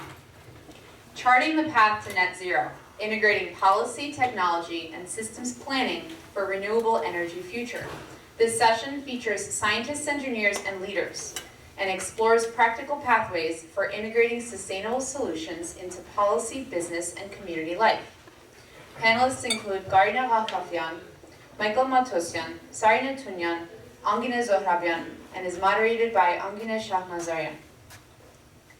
Angine Shahnazarian is an environmental scientist with the California Environmental Protection Agency's Los Angeles Regional Water Quality Control Board. In her role as a project manager and a permit writer within the Municipal Separate Storm Sewer System MS4 program, she's responsible for regulating stormwater discharges for municipalities under the MS4 permit. Her work focuses on protecting water quality and supporting compliance with environmental regulations across the region. Angina holds a Master's of Science in Environmental Science and a Bachelor of Science in Environmental Studies from USC. No, you have another degree too. What's the other degree? Engineering. There's an engineering degree in there too. I knew there was something else in there. Outside of her professional and academic pursuits, Angina has been a dedicated environmental advocate. She co-founded Green Armenia, a subgroup of AESA aimed at raising awareness and supporting environmental activism in Armenia. As the current co-chair of Green Armenia, she leads efforts including public lectures, fundraisers, walkathons, and a fellowship program in Armenia that promotes environmental education and preservation. Let's welcome our panelists and moderator for what promises to be another inspiring discussion. Thank you, Chair. Good afternoon, everyone, and welcome to our panel, Charting the Path to Net Zero. Over the next 55 minutes, we'll explore what it takes to move from ideas to implementation in energy, policy, and strategy, and how systems thinking can guide us towards a more sustainable, equitable, and low-carbon emission path. I'm Angina Shahnazarian, and I'll be moderating today's discussion. We are lucky to have our 4 incredible panelists, each bringing a unique lens to sustainable challenges. First, we have Dr. Angina Zohrabian, a managing consultant at Energy and Environmental Economics. She specializes in integrated resource planning for decarbonizing electricity systems, utilizing data-driven methods and decision-making frameworks to help utilities, regulatory agencies, and private corporations navigate a path to low-carbon futures. She has supported various policy decisions and clean energy roadmaps for several regulatory agencies, including the California Public Utilities Commission for the adoption of the latest Preferred System Plan and the California Air Resources Control Board for the adoption of a carbon-neutral economy target by 2045. Next, we have Dr. Karina Ghafafian, who has worked at the intersection of materials, mechanical, and aerospace engineering on sustainable composite applications, including wind energy and hydrogen storage solutions. Within composite manufacturing, her work has focused on repairing components for extended service, incorporating recyclability into existing structures, and developing waste reduction production methods to directly address the need for end-of-life solutions. We are also joined by Ms. Sarina Tunian, who is a senior sustainability consultant with extensive experience driving environmental and social impact across public, private, nonprofit, and tech sectors. She has led initiatives in ESG strategy, circular economy, net zero planning, and corporate responsibility. Her career includes advancing California's green business programs, leading sustainability efforts for a global fashion distribution company, and advising emerging tech startups on climate-conscious growth. And finally, Mr. Michael Matosian, who is an energy sector manager at Tetra Tech, where he designs, delivers, evaluates clean energy programs for public and private sector partners worldwide. He was previously based in Armenia, where he served as the deputy project manager and technical lead for the US government-funded energy security project that advanced institutional reform, renewable energy, energy efficiency, and emergency awareness across the country. With expertise in renewable energy system design and policy analysis, he has led policy regulatory assessments, designed grant windows for early stage companies, conducted cost-benefit analysis, and created learning plans to advance renewable energy and energy efficiency in developing countries across sub-Saharan Africa, South and Southeast Asia, and Europe. Thank you all for being here. We're going to let's start the first round. We'll have 3 rounds of questions for our dear panelists. The first round, I would like to start broad. We know that achieving large-scale decarbonization requires both urgency and collaboration across policy, industry, and communities. So to set the stage, I'll ask each of you for a brief 1-minute reflection. From your perspective and field, what do you see as the most urgent barrier or opportunity in achieving large-scale decarbonization over the next decade? Let's start with you, Angina. Sure, I'm gonna go with 3 words: building, building, and building. I think we have spent the last decade planning and thinking about what the sustainability should look like. We have done a lot of education around that. We have started building or forming policies around it. And those plans are now the time to come to fruition. So we need to focus on building a lot and building fast and still continue our planning process, because this path is gonna be long, but it is important to focus on building right now. Thank you. I'd have to agree with that 100%. And also, as far as some of the experience that I have, building and infrastructure is the one barrier. So we do all the planning and the net zero planning and figuring out like our decarbonization goals, but that in order to achieve these goals, we have these limitations. And I'll give you just a very simple example. In the organic waste sector, we, the cities and all the different jurisdictions are able to come together and plan out a plan of attack to figure out how to get organics waste going on with like commercial properties as well as residential properties. But then we hit certain issues with like infrastructure planning, like where do we get the trucks, where do we get the space, the waste to energy facilities. And so anyway, I could go on and on, but we definitely need to focus on funding and infrastructure planning. Thank you, Angina, and thanks to everyone for being here. I definitely agree with the 2 prior answers. Just to add on, I'd say specifically in terms of technologies, I think what we're seeing really a need for more of is energy storage when we're talking about decarbonization. So whether that's battery storage or pumped hydropower, hydrogen, we know that renewables, solar, wind, other technologies are a very big component of decarbonization, but as we know, their generation is variable throughout the day. So energy storage really is a key piece to store that energy, make sure we're not producing excess energy that's being lost, not going into the grid. And there are various policy and technical challenges that we're trying to overcome in trying to scale up energy storage, but I'd say that's an urgent need right now. Hello, thank you for being here, and nice to be here with all of you. So it's about the biggest barrier currently, correct? And I think in all of the answers we hear the common theme of planning. That's a really key point, because what I was thinking in my head was the need to try to do a lot at the same time, try to do too much at the same time. I think that's going to be a big barrier to any progress. And then what I've seen a lot in the manufacturing world, in the plastics, advanced materials world, the mentality of this is how we've always done it, and not questioning that. So that's a big barrier that we need to start being open to different perspectives, different ways of doing things, even if it comes with a little bit more work in the beginning. Thank you. My next question is to you, Dr. Zorabian.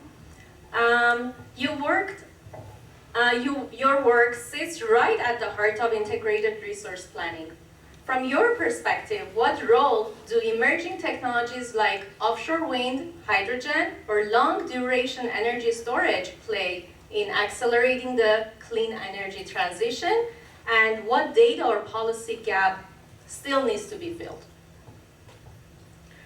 Yeah, I think I want to go a little bit back how we got here, and then go to why we need emerging technologies. So if we go a little bit back towards like 2000, not too far, that was a period when we needed to grow our electric sector to meet the reliability needs because there was shortage of energy. I wasn't here, but people who were long enough in California might remember the power outages that was experienced back then.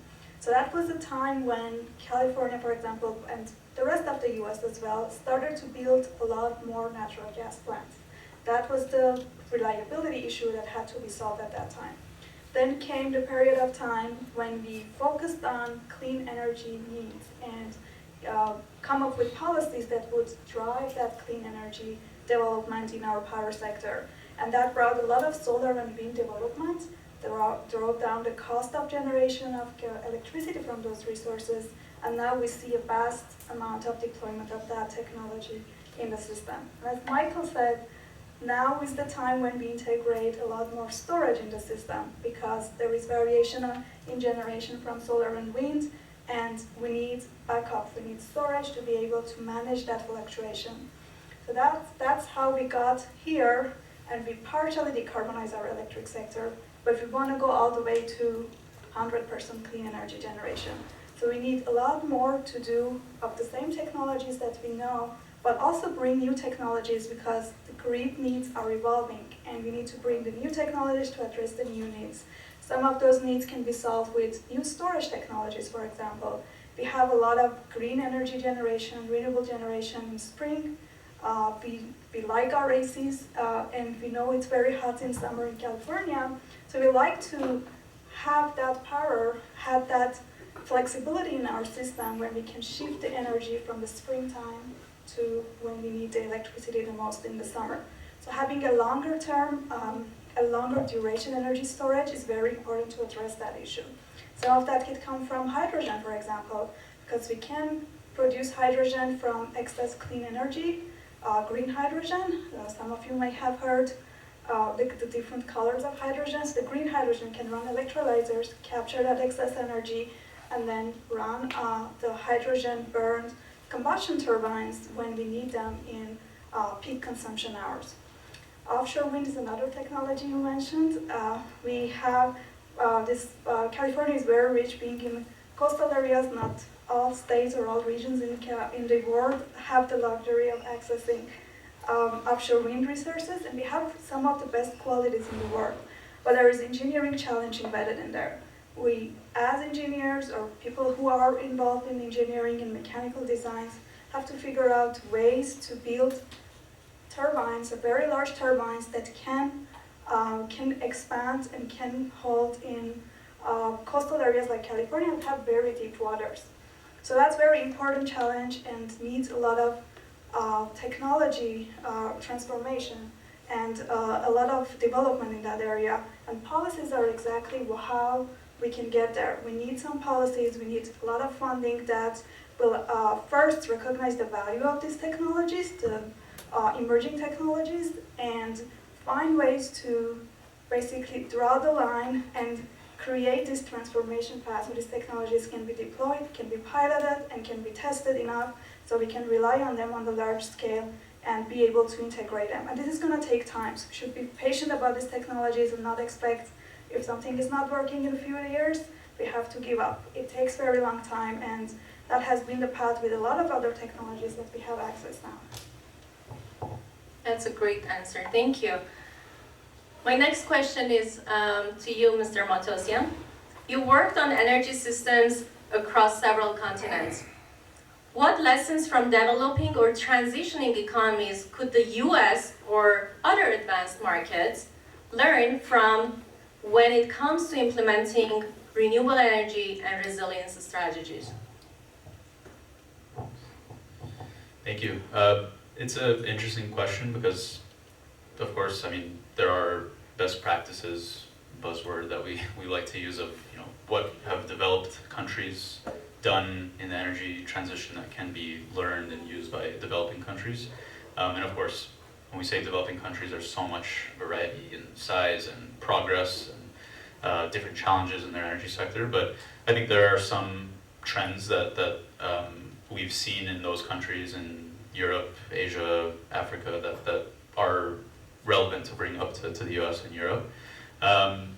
For example, so at Tetra Tech, we to put it shortly, we advise governments, utilities, private companies on how to advance the clean energy transition, whether it's on policy or planning energy systems, things like that. And in sub-Saharan Africa, we've worked a lot on the off-grid energy side. So, in rural communities far away from the centralized power grid. And for decades, a lot of these rural areas have had very low electrification rates. So, maybe only, let's say 20 or 30% of the population has access to electricity, or it's very small, maybe just a couple light bulbs here or there. A big trend right now in a lot of these countries is focusing on decentralized energy systems, mini grids, microgrids, pico grids. So these very small systems where you might have a hybrid mix of renewable energy like solar, maybe biomass, maybe a small wind turbine, and that's actually enough, for now to meet demands of a small rural community. And in a lot of cases, it's too expensive for the centralized grid to reach those customers. Maybe it's too far, or the utility might think there's not a business case to reach those customers. So that number one, that has the benefit of electrification. But number two, that there are a lot of other co-benefits. So for example, we're big topic right now is climate resilience, especially with extreme weather events, outages, storms. These decentralized systems often can weather those storms better than a centralized power grid. It's easier to go in, do operation maintenance, things like that. So I think that's real. We're seeing that work in so many different contexts in, let's say, sub-Saharan Africa, and I think it's interesting to think about in the U.S. in the context. I mean, of course, it's a different context, but in the sense of we have island communities or rural communities, and especially when there's extreme weather and storms. Thinking about decentralized energy, maybe mini grids, microgrids can be an interesting way to plan systems in addition to the centralized grid, of course. And then maybe another lesson that comes to mind is the transmission network. So, of course, on the generation side, on the storage side, utility side, we're advancing renewables, energy storage is important. But transmission infrastructure, I think, at least from my perspective, we need to place a bigger importance on in the U.S. It's aging infrastructure, and I'm talking about the big high voltage power lines that are delivering our power from where they might be produced far away to demand centers like cities. It's aging infrastructure in the U.S. Again, extreme weather and climate events can threaten the grid. And what we're seeing a lot, especially in Europe, for example, where energy security is really key and tied to geopolitics, that transmission infrastructure is a big priority for a lot of these countries, for a lot of these governments and utilities. So I would say that's, thinking about a national strategy for transmission or prioritizing that in addition to the generation in the US is really important. Thank you. All right, with this, let's open up the second segment of our panel. Which is about innovation, design, and end-of-life thinking. Dr. Vafafian, you worked on sustainable composite and end-of-life solutions for materials, things like extending products' lifespan, improving repairability, and reducing waste. What design or manufacturing principles can help industries reduce waste and embed circularity into products from the start? Big question. I think historically we've been taught a design for manufacturing approach, and the biggest hope that I have is to shift that to a design for end-of-life approach, so that we incorporate end-of-life considerations into already the design process from the beginning. But I go back to what I said in the beginning, to not try to do everything at the same time. So the talk earlier from Eric, I believe it was, that was telling us to be resilient, adaptable. I used to say we need to think dual scale, which is short term, try to do things that can fit into existing infrastructure. Put in a biodegradable polymer instead of one that already exists that's going to stay into the earth, but it has to meet the same properties. Or do things that can break down at the end of their life that fit into existing infrastructure, and then I would say, think long-term, where we have to change the infrastructure. That's gonna be the second scale. But after hearing this talk, it's not just dual scale, it's constant that we're gonna be thinking. So two things, if we incorporate end-of-life thinking into the beginning of the design process, not at the end of it when we have to deal with it, we have a better chance of doing something about it. And then staying realistic and seeing what can we do right now and what can we do in 10 years and 20 years, but making sure we're aware of those multi-scale thinking mechanisms. So I answered this very generally, I know, but we could talk in more detail if anyone wants to know. Thank you. Next question, Ms. Tunyan. You led ESG and circular economy strategies across multiple sectors. How can companies balance innovation and profitability with genuine sustainability? And how do you personally spot greenwashing versus meaningful impact? Sure, so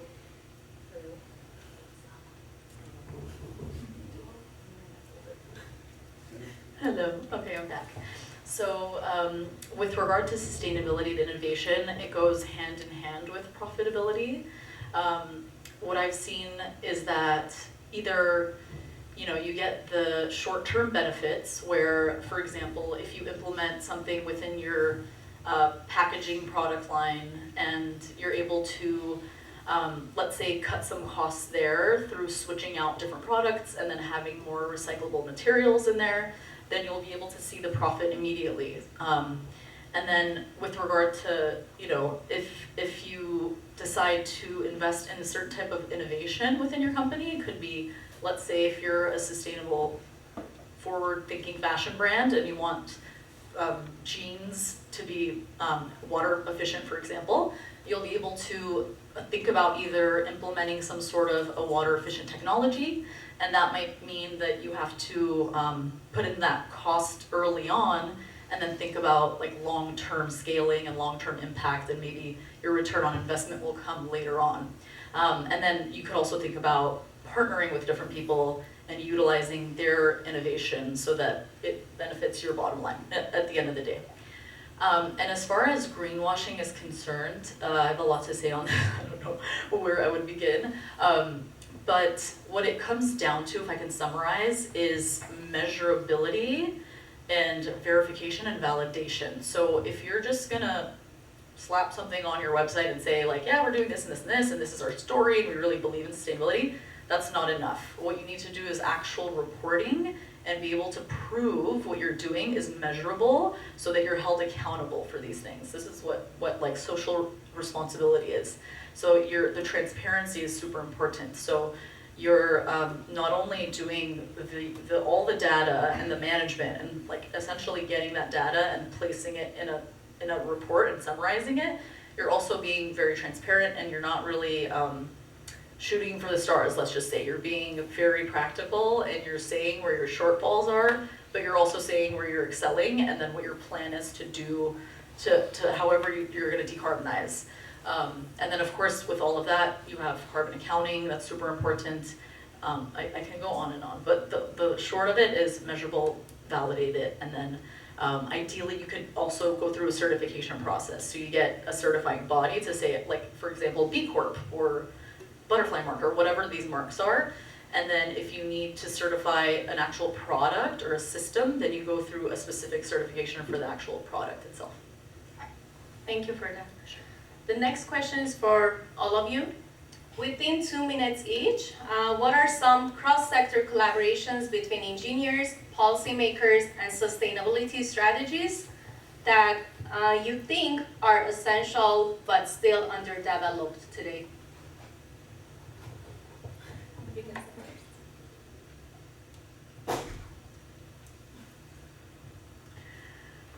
I think we heard a lot about that theme throughout the different lectures today. It is very complex world we are living now, and it requires a lot of interaction between all sectors of the economy. Some of them are recognized today, some of them are, as Karina was mentioning, later in their stage or not as mature yet. One of the examples I came across for lately was the water sector and energy sector. Like, If you think about the way we are supplying water, we are porting all that water from distances all the way to Los Angeles because we don't have local water supply enough for the population of the city. And that requires a lot of energy. But the way we are planning is still decoupled. We plan for the water delivery, but the energy footprint of that is not that much or directly addressed in this planning process. We are very close to the ocean, but we still think about drought being a very important issue for the state. We could just do desalination. What's the limit there? We need a lot of electricity to be able to do that.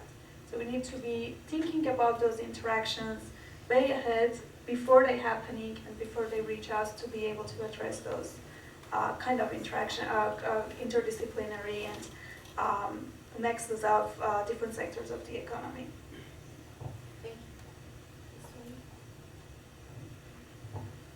Hello. Okay, sorry.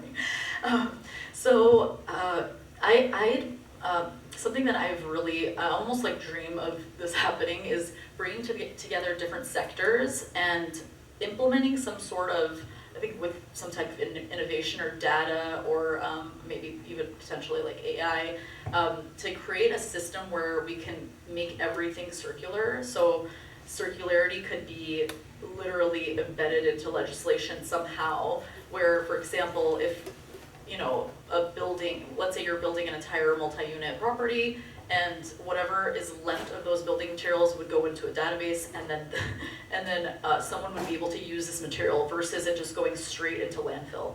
So I can see some sort of like consortium happening. It might be something where it's separated by sector, but ideally we're all coming together and figuring out how to close the loop essentially, if you all know what circularity is taking the waste and kind of like reusing it as much as possible in a circular loop. So I don't know if I answered the question. That was great, thank you. Is there one? So one thing that comes to mind is in terms of cross-sectoral or interdisciplinary challenge that can bring a lot of sectors together for me is this whole issue of climate resilience and proofing and adapting our infrastructure, whether it's energy, water, telecommunications, this big infrastructure in the face of these extreme weather and climate events, whether it's fires, outages, cold spells, droughts, heat wave. I think there's really a big opportunity for that to be a cross-sectoral collaboration, not just engineers developing the systems and the plans and the designs of what the energy system is going to look like, not just policymakers. They have an important role. They need to make sure that there's regulatory policy, like an enabling environment for that changing grid or changing infrastructure system. We heard in the talk a little bit ago about the post-fire water quality monitoring, that communicating to the public is of course extremely important and one of the most important pieces of this. So that requires social scientists and community engagement folks from different sectors to communicate what is climate change, what are these extreme weather events, how are we adapting to them. So I think there's a really big opportunity there. It's a big issue, and there's a really big opportunity for all these different sort of stakeholders to come together and work on it together, because it can't just be one of those silos or groups working on it.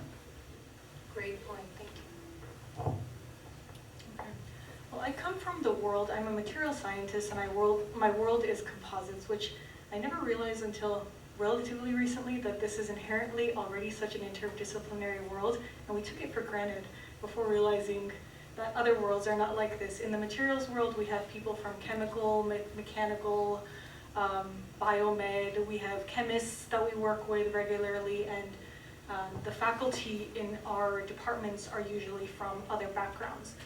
And then take that and put that in the composite materials world, which is just composites are any combination of any materials for a better overall properties. And there you have, again, aerospace engineers, mechanical engineers, materials engineers. So I have been living in this beautiful bubble and taking it for granted, but it taught me that, and having left the bubble for certain times, different geographic locations as well, if we can all just be open when we have colleagues from different disciplines, that's going to go a long way. So when we have someone who is a biologist I have to work with, I don't really know too much about their world and they don't know too much about my world materials-wise, but this is a beautiful opportunity to just learn from each other, and if we can just all do that in whatever field we're in, we're going to have more progress, whether it's for circular economies, whether it's for the project we're currently working on. So again, large answer. Great answers, thank you. That brings us to our third round for this discussion. Ms. Tunyan and Mr. Matosian, both of you work at the intersection of technology and policy. How can we ensure that clean energy transitions are equitable, accessible, and actually benefit vulnerable or low-income communities globally? I'll go first. So I currently work with the California Green Business Network, and they're a very good example of helping to make this an equitable program so that all sorts of people are able to take advantage. So what they do is they provide grants for people in disadvantaged communities, as well as people who are LGBTQ, and the list goes on. So in that, and looking at it that way, these programs already exist, and which is nice to know that energy and adaptability is being provided for these types of communities. With that said, I don't think that this is necessarily enough and has enough of an impact. I feel like I could go on and on, but I'd like to make the point that especially when it comes to land usage and indigenous communities, I think we have to prioritize these voices that have at some point either lost their land or continuing to lose their land due to large corporate structures. So I would like to include their voices in the decision making and just make sure that they're able to have their voice be heard before any major decisions are made. I think it's a really important question, and it's something that our team at Tetra Tech, we really put at the core part of our work, just because we do happen to work in developing countries where there are often many different types of, vulnerable groups. And if we want to define them, at least in our work, it's so many people ranging from indigenous populations, women who might not be actively involved in the energy sector or have access to the same benefits of energy services, youth, low-income communities. So what we're seeing is, whenever we try to design a project, or whenever we're advising, let's say a big project developer come up with a project, ranging from off-grid solar in one country to utility scale wind turbine or solar farm in another country, integrating that lens that looks at who are the vulnerable communities, how would they potentially be impacted by this project, integrating that lens from the beginning, from the design phase, not just as like an afterthought or as like a checkbox. And also, just to be very honest, when sometimes we've had examples of projects where it's very hard to communicate the importance of this to governments, to ministries of energy, to utilities. And what we're seeing is actually there's a very solid, whatever you want to call it, business case or economic benefits for that partner, co-benefits for that partner with the inclusion of these communities. These could be, if you reach them, they're potential new customers. There's workforce development opportunities. Let's say if you're developing a large wind turbine project, coming up with what's your community engagement strategy and redress of grievances strategy from the beginning is very important, just so that you don't have project delays. So there's a whole different range of issues and communities that we can reach in these projects. I'll bring one example that I think might be interesting. So in Armenia, our work focused mostly on advising the government and the transmission company and energy companies. But what we were seeing was there's a real, unfortunately, a lack or a gap in energy specialists, incoming energy specialists coming out of universities. You might know, in Armenia, IT and a lot of science sectors are very rightly so, like very popular, and a lot of people are going into them. But when we were speaking with, for example, the Polytechnic University, which is the main engineering university, there was a lack, unfortunately, of students in the energy discipline courses. And what we were seeing throughout the whole value chain of the energy industry is that you need, like, Armenia is going through so many changes in its energy sector, you need that next generation of specialists to take on those roles. The reason I mention that example is because we often see, like I mentioned, youth as an underserved or maybe sometimes not reached out to community within the energy sector. It's different in every country. Of course, in the US we have really amazing universities and it's a different context. But in Armenia, what we tried to do was work with the government, come up with an energy sector-wide internship program. We worked with the Polytechnic University to renovate an old classroom, make it into the only power systems modeling laboratory in the country, and really try to do awareness raising events, hackathons, things like that for the university students. So I just mentioned that because I think that's one example of an underserved or maybe you could call vulnerable community that should be included or thought of in the energy sector. Great, thank you. Next question, Dr. Zohrabian and Dr. Muqafafyan. Both of your fields require long-term planning and investment, often with uncertainty and trade-offs. How do you communicate uncertainty and trade-offs to decision makers who often operate on a short timeline or on a short budget?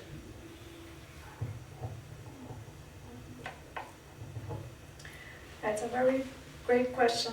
Something that is embedded in our consulting when we work with policy-oriented clients, and it is very important to think about what factors are contributing to that uncertainty. So identifying what are those things that can make a plan not work, or what are those conditions in the future that I need to consider now because I'm in the planning stage.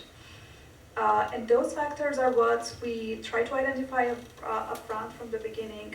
It requires some engagement with the client as well. Like if that's a regulatory agency, what are their concerns? What they think can change in the world in the next 10, 20 years. Sometimes the planning horizons are longer. For power sector, for example, we plan all the way to 2045 right now. That's the planning standard. So you plan for the next 20 years, and a lot of things you don't know right now, or you don't have enough certainty about it. So you capture or list what are those uncertainty factors. And then on the other hand, you also consider what are those policy levers that a policymaker should have in its toolkit. What things they can control, what kind of policies they have the flexibility to work around, or what are the time frames they have flexibility to make decisions around. So that becomes part of your framework to design and think about how you want to stage the decision-making points in your planning. Some of the information you have today for the next 5 years is enough for you to make a decision, and shorter-term decisions are likely smaller than the ones you need to make in the next 20 years. So that gives you a little bit more comfort in putting forward decisions that are impacting in the near term, but having that longer-term vision is still very important to keep in mind where you want to go, what direction you want to go, and continue making decisions today that are in that direction, directionally are taking you to that 2045, for example, year, and with that vision. One example I can give that touches on this uncertainty that currently we are dealing now is the AI boom. So there is a lot of electricity need for growing the economy related to data centers. But how much are they going to grow? There is a lot of uncertainty around it. Some trajectories say 2 times higher electricity consumption than we have right now. That's a lot of pressure for the grid. Do you have to plan for all of that right now? Unlikely. You can prioritize or do all of that together. But having that vision in mind that, okay, I need to be aware of this load growth, something that California, for example, the entire US hasn't been experiencing for a long time because of the energy efficiency efforts and measures. We didn't have that much electricity growth. So this data center growth is really a new thing that few models probably predicted a decade ago to plan for, but right now we are at the stage that we have to make decisions to enable this part of the economy to grow. So one of the ways that policymakers are trying to address is to help these permitting processes to go faster. For example, historically, there has been a lot of improvement in this process, but California has been building 7 gigawatts of new capacity for the electric grid. But recognizing that it's not going to be enough with the demand that they are getting from data centers, there are some reforms and ongoing discussions to make this timeline of permitting a lot shorter. And that needs a lot of engagement from all the way from local authorities all the way to the state. So all local cities, areas, and all agencies that are involved with permitting process have to work together to be able to make that possible. And time is of essence, so those decisions are probably shorter term, and there is a lot more certainty around the load is growing. The magnitude of that you can question, but the fact that the load is growing is something you have certainty about. And some of those tools that policymakers are, for example, can be addressed with quicker permitting processes. Wonderful. I'm still digesting what you said. So, I think I'm going to answer this in 3 sections. First, and in any case, know your audience. So know who you're going to be talking to. You guys both mentioned this, I think, in other questions too. If I have to convince, is it a policymaker, is it another engineer, is it a salesperson? Who is this person I'm talking to, and what motivates them? What language do they speak? And I don't mean English or Spanish. So if you know your audience, you can tune what you say to them better. And then we had this recently where we had a Department of Energy group approach us. I work at a fiber reinforcement producing company, and they were saying we're working on building a model that's going to help long-term predictions for the wind energy sector. So long-term benefits, be able to quantify that and show that. And I thought, yes, I would love to use a tool like this, you know, in any sector. So if there's something that I can tangibly show someone and say, I know it's high initial costs, but this is what it's going to be long-term. I'm sure they exist, but I would like to know more about them. And use that as a tool to really tangibly show long-term rate of returns. And then I lost my train of thought from my 3rd point.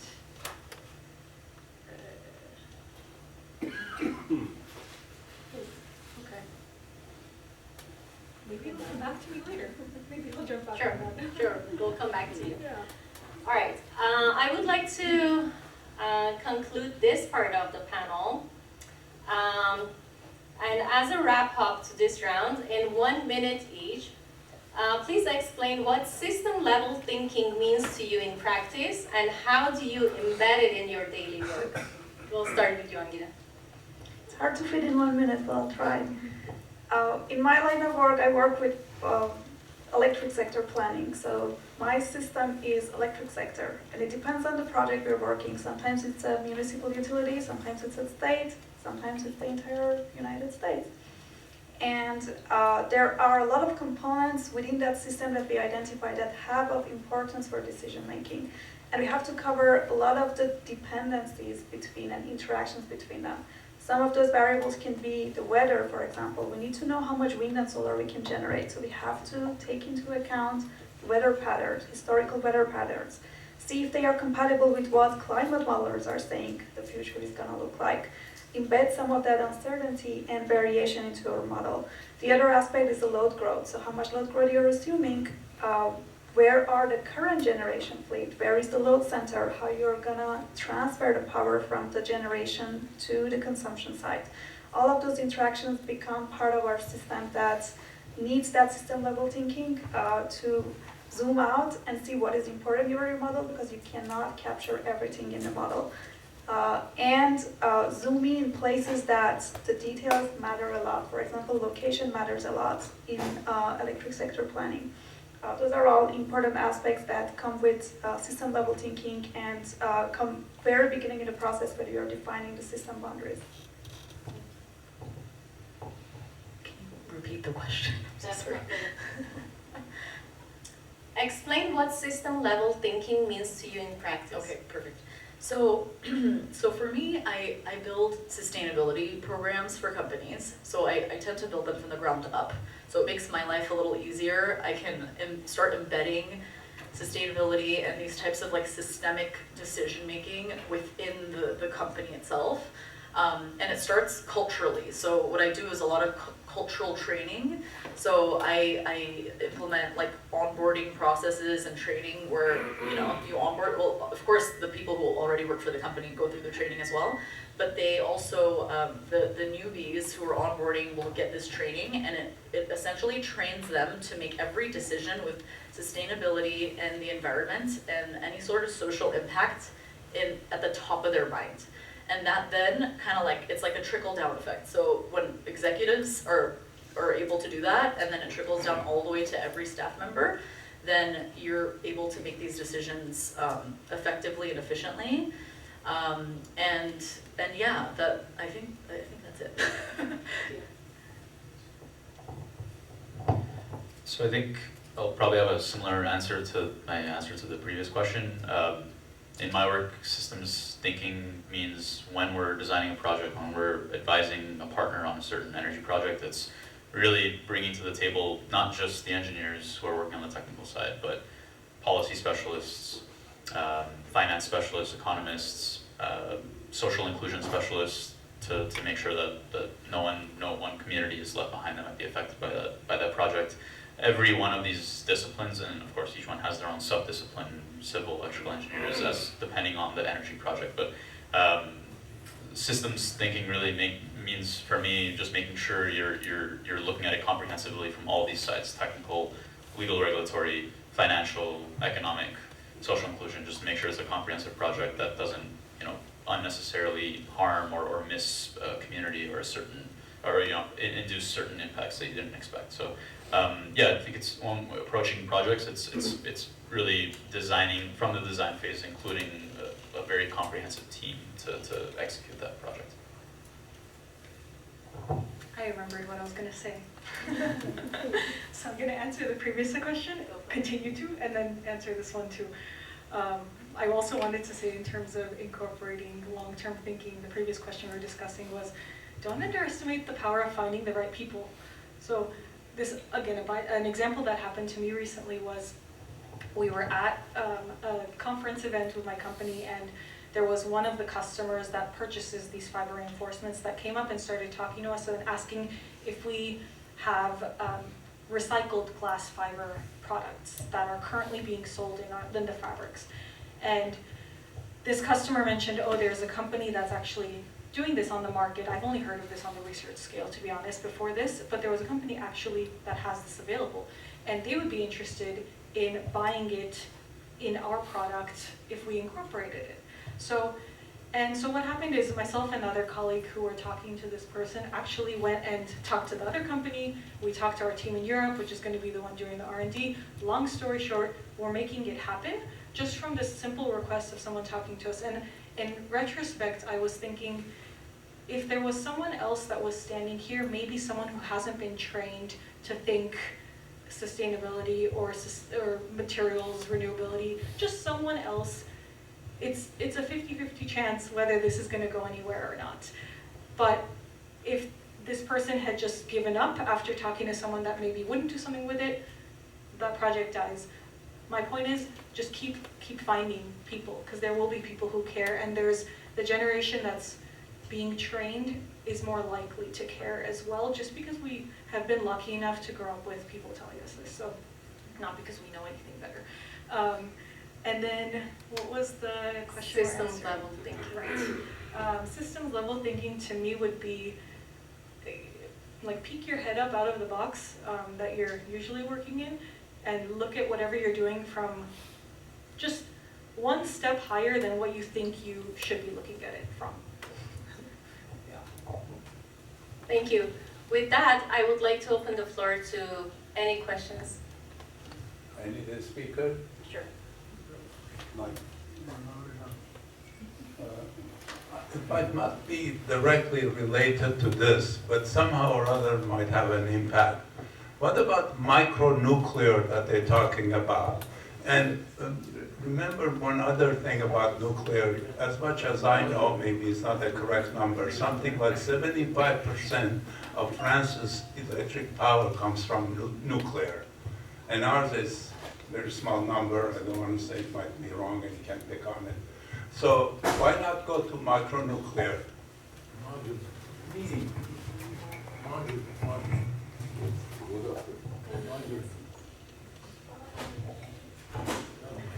Yeah, in fact, new nuclear is one of the new technology, emerging technologies that is being considered today. There are new companies that are developing what they call small modular reactors here. Yes.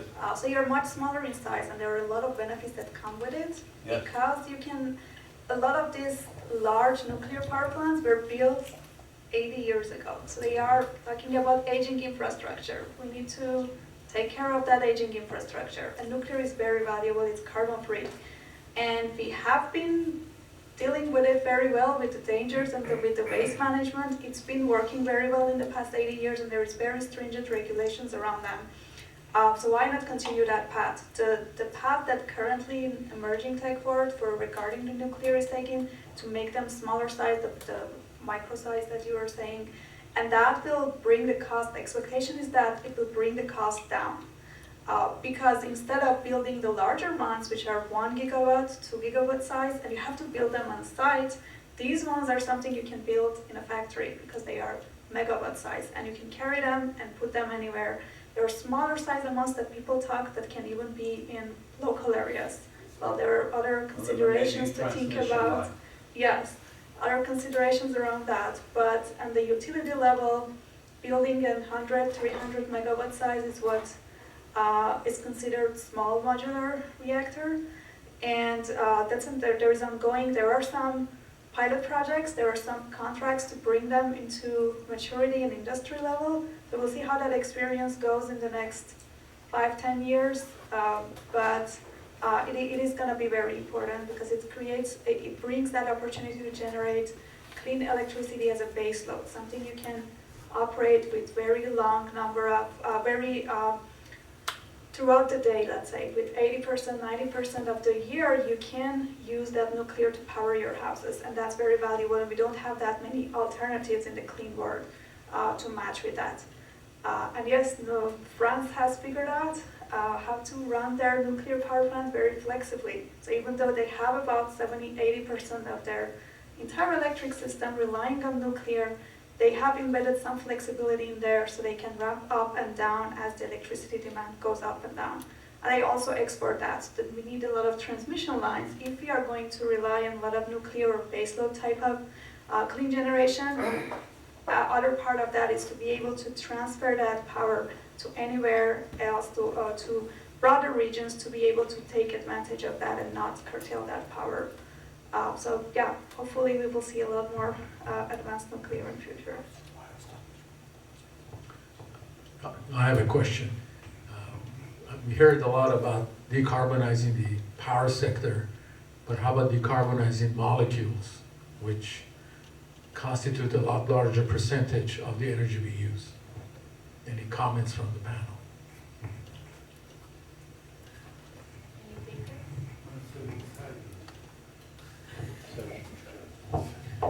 I think we might need to stay for your talk because I think you're speaking about it after this. But Not me. I'm not talking. Oh, excuse me. Sorry. I'm sorry. Sorry.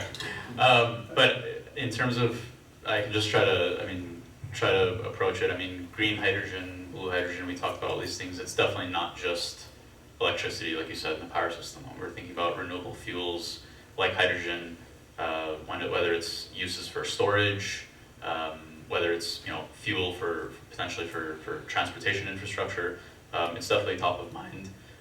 What we're seeing in projects in Europe, less so maybe or more of a nascent stage in other developing countries, but especially in Europe, it's top of mind. It's coming up with there's a lot of planning that has to go with the infrastructure, the generation, the transmission, storage of all those fuels like hydrogen. So I'm not necessarily an expert on it, but it's definitely top of mind for governments, for partners, and looking forward to learning more about it after this. What is decarbonizing molecules? The fuel. walking away from fossil fuels. Or we're doing something about the carbon dioxide emissions. I think we'll hear more about it from Razia.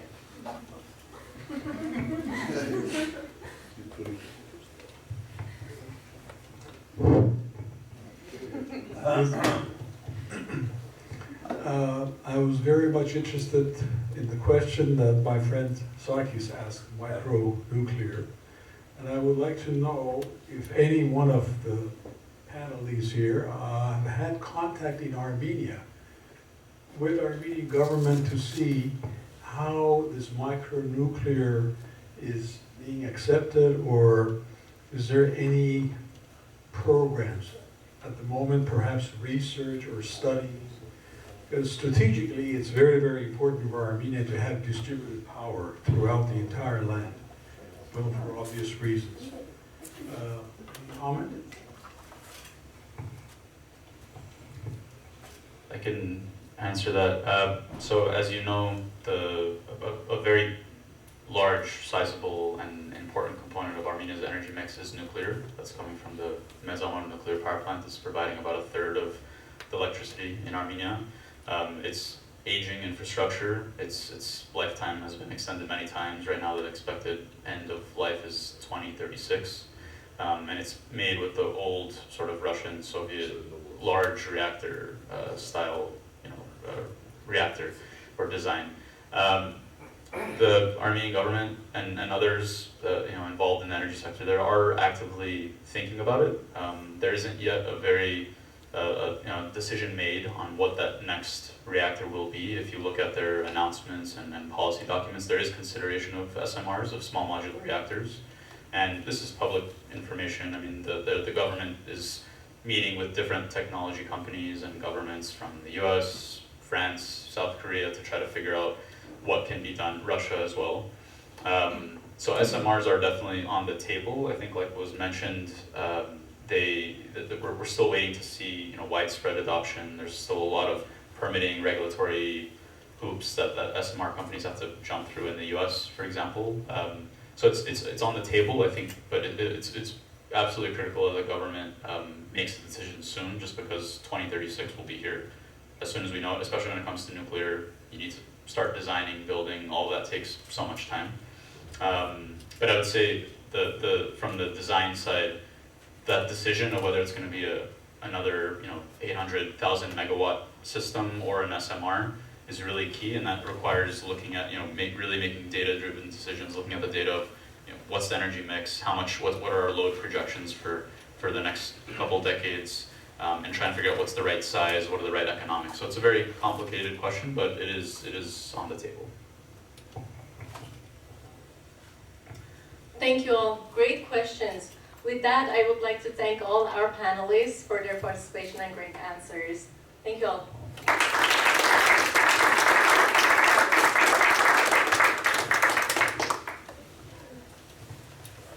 All right. Last but not least, we have our final talk of the day. I'm going to help her set up the PowerPoint. Oh, gifts! Ha! I'm joking. We would like to recognize our panelists for their time and effort. If the panelists can just stand up here for one moment.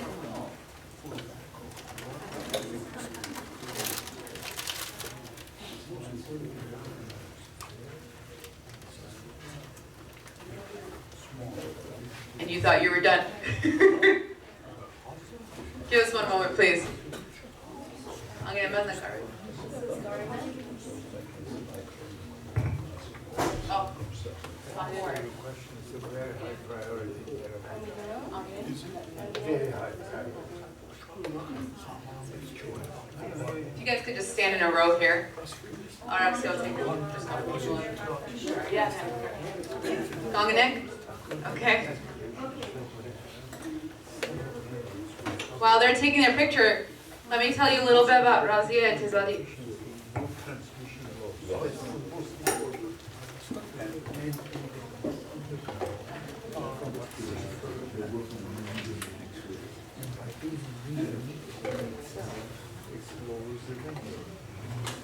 Dr.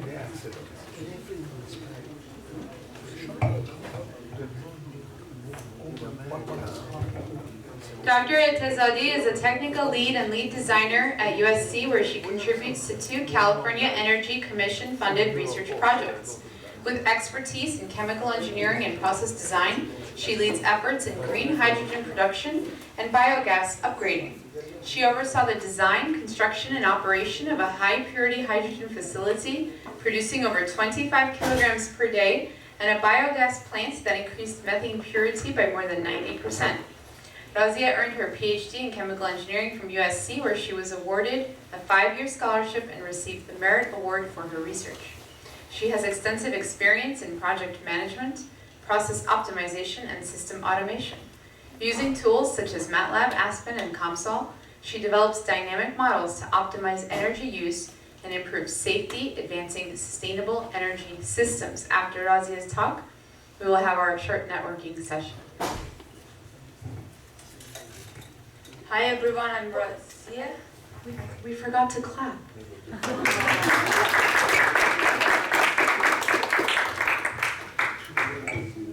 Thanks everyone, and I can say this is the last talk of today, so I hope you are not tired. I enjoyed the whole session till now, so I hope this is informative as well. So we're gonna talk about the hydrogen and its role in sustainability. First we talk about the sustainability. Somehow like wrapping up everyone's talk, I guess, based on what I heard till now, and I add a little more about the hydrogen to all the talks. So, and then I go briefly on the global emission that we already talked about, the hydrogen as a key enabler, and then the role of the hydrogen, obviously. So, environmental sustainability mostly focus on maintaining the health of our planet. So, basically, the next generation can thrive on it. So, and it means that we need to rethink of how we produce, how we consume, and how we dispose our resources. Basically, it has like 4 main areas. The first one is like the efficient use of what resources we already have: energy, water, materials. We talked about it a little bit. The second one is like the waste reduction, basically reusing, recycling, or the circular economy that you heard a lot during the talks. Climate actions. We need to reduce the greenhouse gases and transit to renewable energy. That's what we are gonna mostly talk about. And then lastly, that Eric talked about, I forgot his last name, was preserving the biodiversity and nature habitats. That was an important part as well. So, talking about the global emissions, the CO2, methane, and NOx are trapping the known as greenhouse gases and trapping the solar to the air atmosphere and causing like the huge global temperature raise, which can be seen mostly in glacier retreat and the polar ice melting that is obvious in the raising the sea levels. The other problem these components produce is the air pollution. So they basically produce like the ground level ozones and smog, which raising the health issues like the aggressive respiratory conditions, heart conditions, and many other health issues that people are facing these days. And the least known one is the acidification of the oceans, which basically affect the marine's life, the microorganisms, or even like the higher organisms in the marine life. We don't talk about that one very much, but the 2 first ones are more known to the people. So currently, the world produces about 37 billion tons of CO2 every year, and 63% of this coming from the energy sector, because we are mostly dependent on the fossil fuels like the coal, oil, natural gas. After that, it's like 60% coming from the industries like cement, steel, and other industries like chemical industries, 12% from transportation vehicles, obviously we are burning fossil fuels like diesel there, and lastly 9% from the agriculture, which is like the nature of the agriculture things. Developing countries, by the nature of the development, they are like developing their urbanization and everything, are producing more hydrogen, more CO2, and but also all the world are going toward like some agreement to reduce that CO2. If we want to start with the China, which is the largest emitter, it produced 30% of the global CO2. But at the same time, China is one of the pioneers in the world of the renewable energy as well. After that, it's United States, the second largest, 14% of the CO2 come from the United States. European Union 9%, and lastly India is 7%, and it's even growing by the growth of the population in the India, but at the same time they have some rules and regulations on it as well. At 2015, December 2015, countries came together at the COP21 conference, and they signed the first legal binding for the global climate change. And they agreed to, they said like the Paris Agreement basically. The goal for this agreement is to keep the pressure rise below 2 degrees C, the global temperature, and mostly to below 1.5 degrees C, because raising like above that 1.5 degrees C can cause a severe like climate impacts and like strong storms, raising sea levels, or more frequent heat waves that we all feel that every year. So these countries committed to have the national determination contribution, like to have a report every like 5 years. And based on these agreements, they to achieve this agreement basically, world must achieve the net zero goal by net zero like carbon emission goals by 2050. So that's the whole thing that all worlds are moving towards. But why hydrogen? So hydrogen is the smallest and most abundant element on the earth, but you cannot find it like actually in the world, not just on the earth, but on the earth we cannot find this element like in a pure form usually. It's like something you cannot find it in the pure form. But it has unique properties that make it like very useful when we are talking about the renewable energy, we are talking about the sustainability. But the first thing is that everyone probably knows that the atomic number of hydrogen is 1, so it makes it the lightest element on the earth. So it makes it like a very useful for transport.